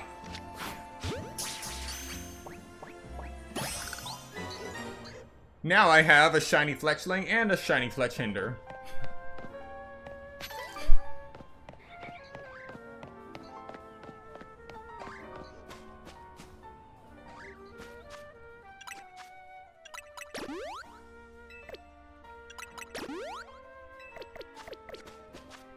Okay.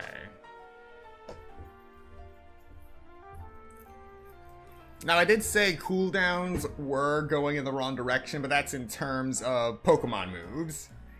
I do think that they did a good job in the concept of adding a cooldown to using an item.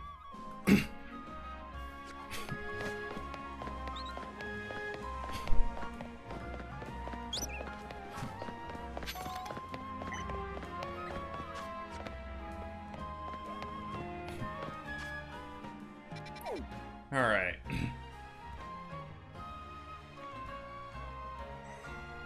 Halucha is going to be a pain. Because it's most likely going to have flying moves like the Flying Press. And that would do serious damage to Emboar, even when Mega Evolved. Bayonet is a lot more manageable, so let's do that one first.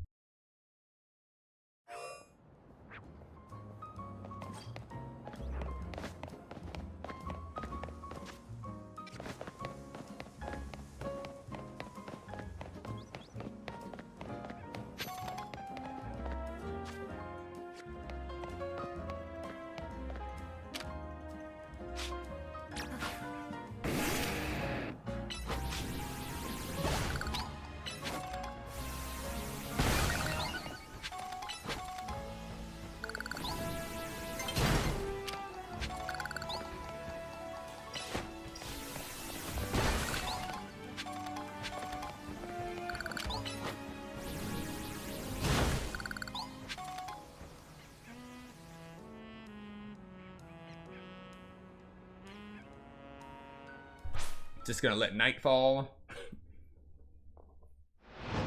I'm thinking maybe I should collect tickets early again, because that was very smooth.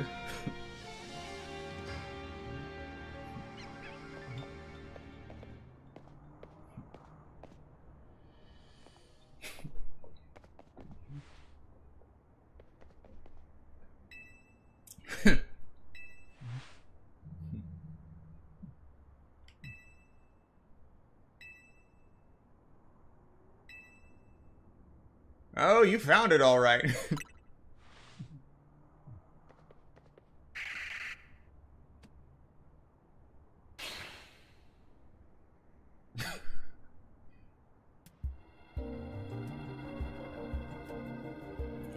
Bayonet wanted to get one last scare in before it loses it.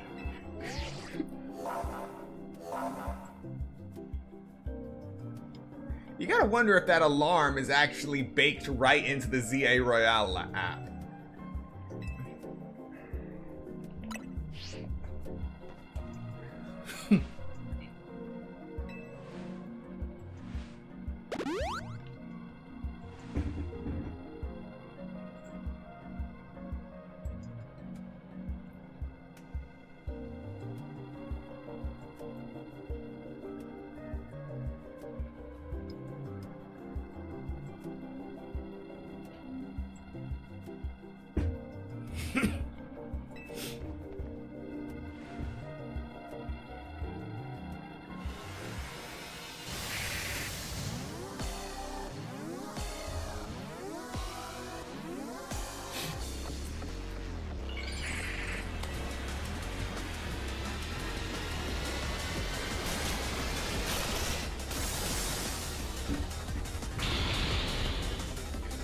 Let the games begin.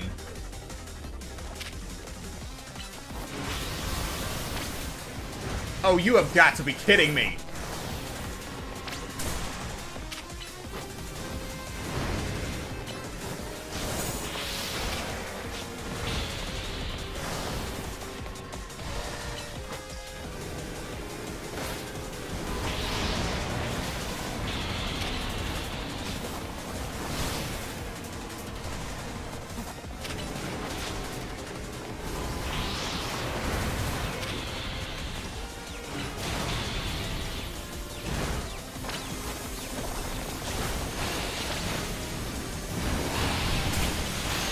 Whoa!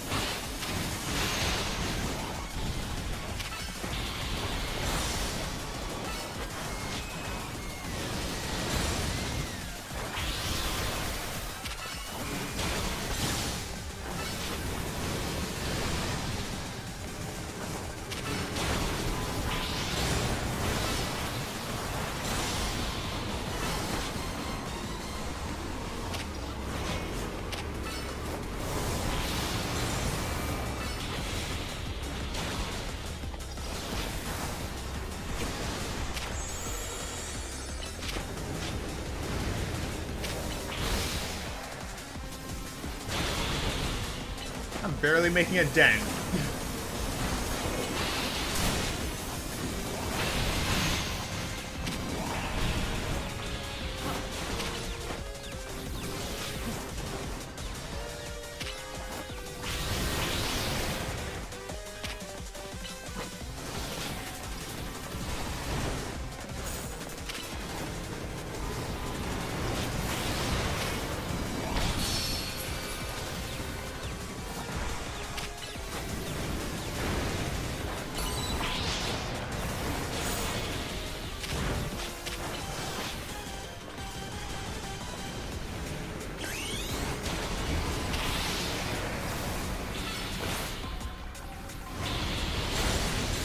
All right.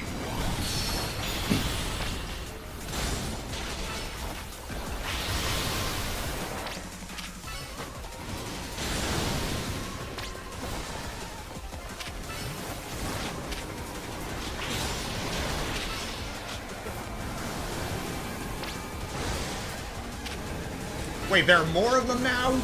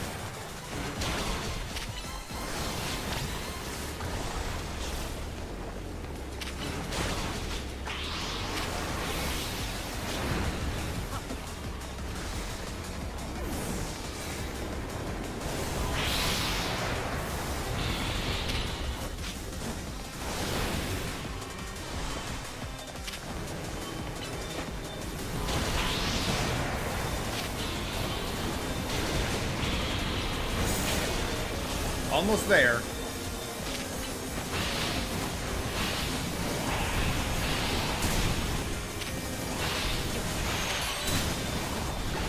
Yes!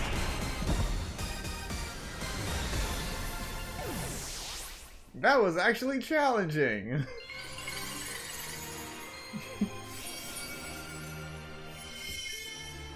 I'll take that.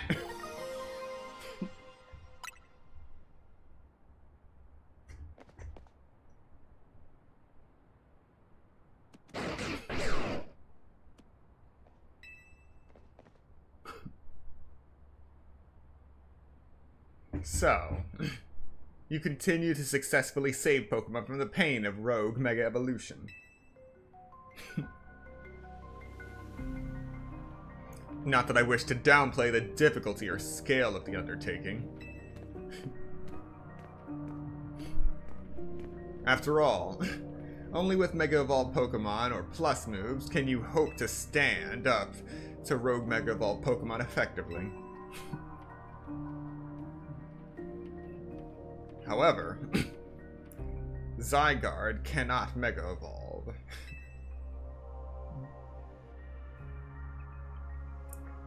That means you will need to hone your skills as a trainer until you can support Zygarde, even with such a disadvantage.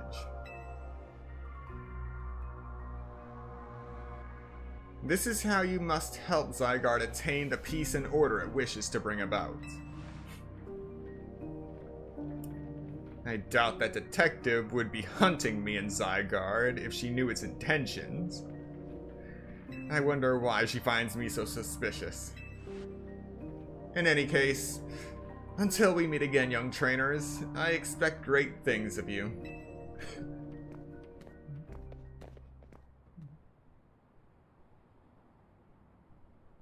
That man has quite the commanding presence. Why is he dressed in those rags, I wonder?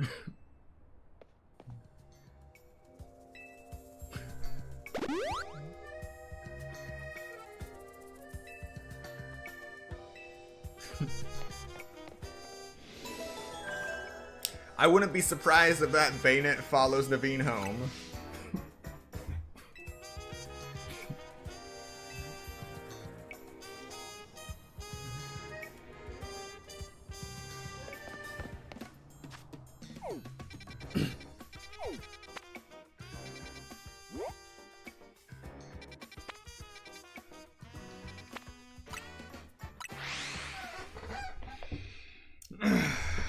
How am I gonna do this?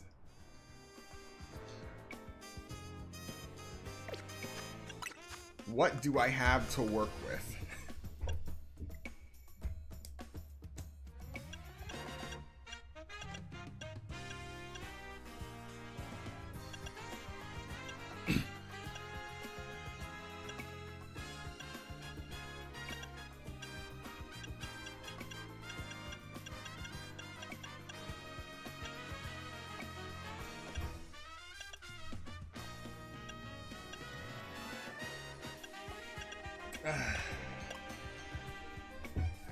All right.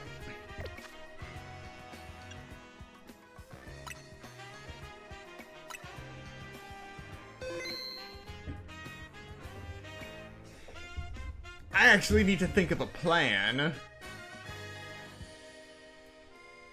Because all of my Pokemon are, even if they Mega Evolve, are either weak against flying types, or they're not going to be effective against Hawlucha. So we'll end the stream here for today. I know it's a little short, but I do have more planned for this afternoon. Thank you so much to everyone who came to watch this stream today, and those who come to watch the playback later. Be sure to like, comment, subscribe, and turn on notifications so you'll be notified of the next Pokemon Legends Z-A stream. And especially do leave a comment if you have any thoughts of what I've talked about earlier in the stream about what I expect from real-time battle mechanics with regards to Pokemon moves. I would really love to hear your opinion. Once again, thank you so much for watching, and I will see you next time.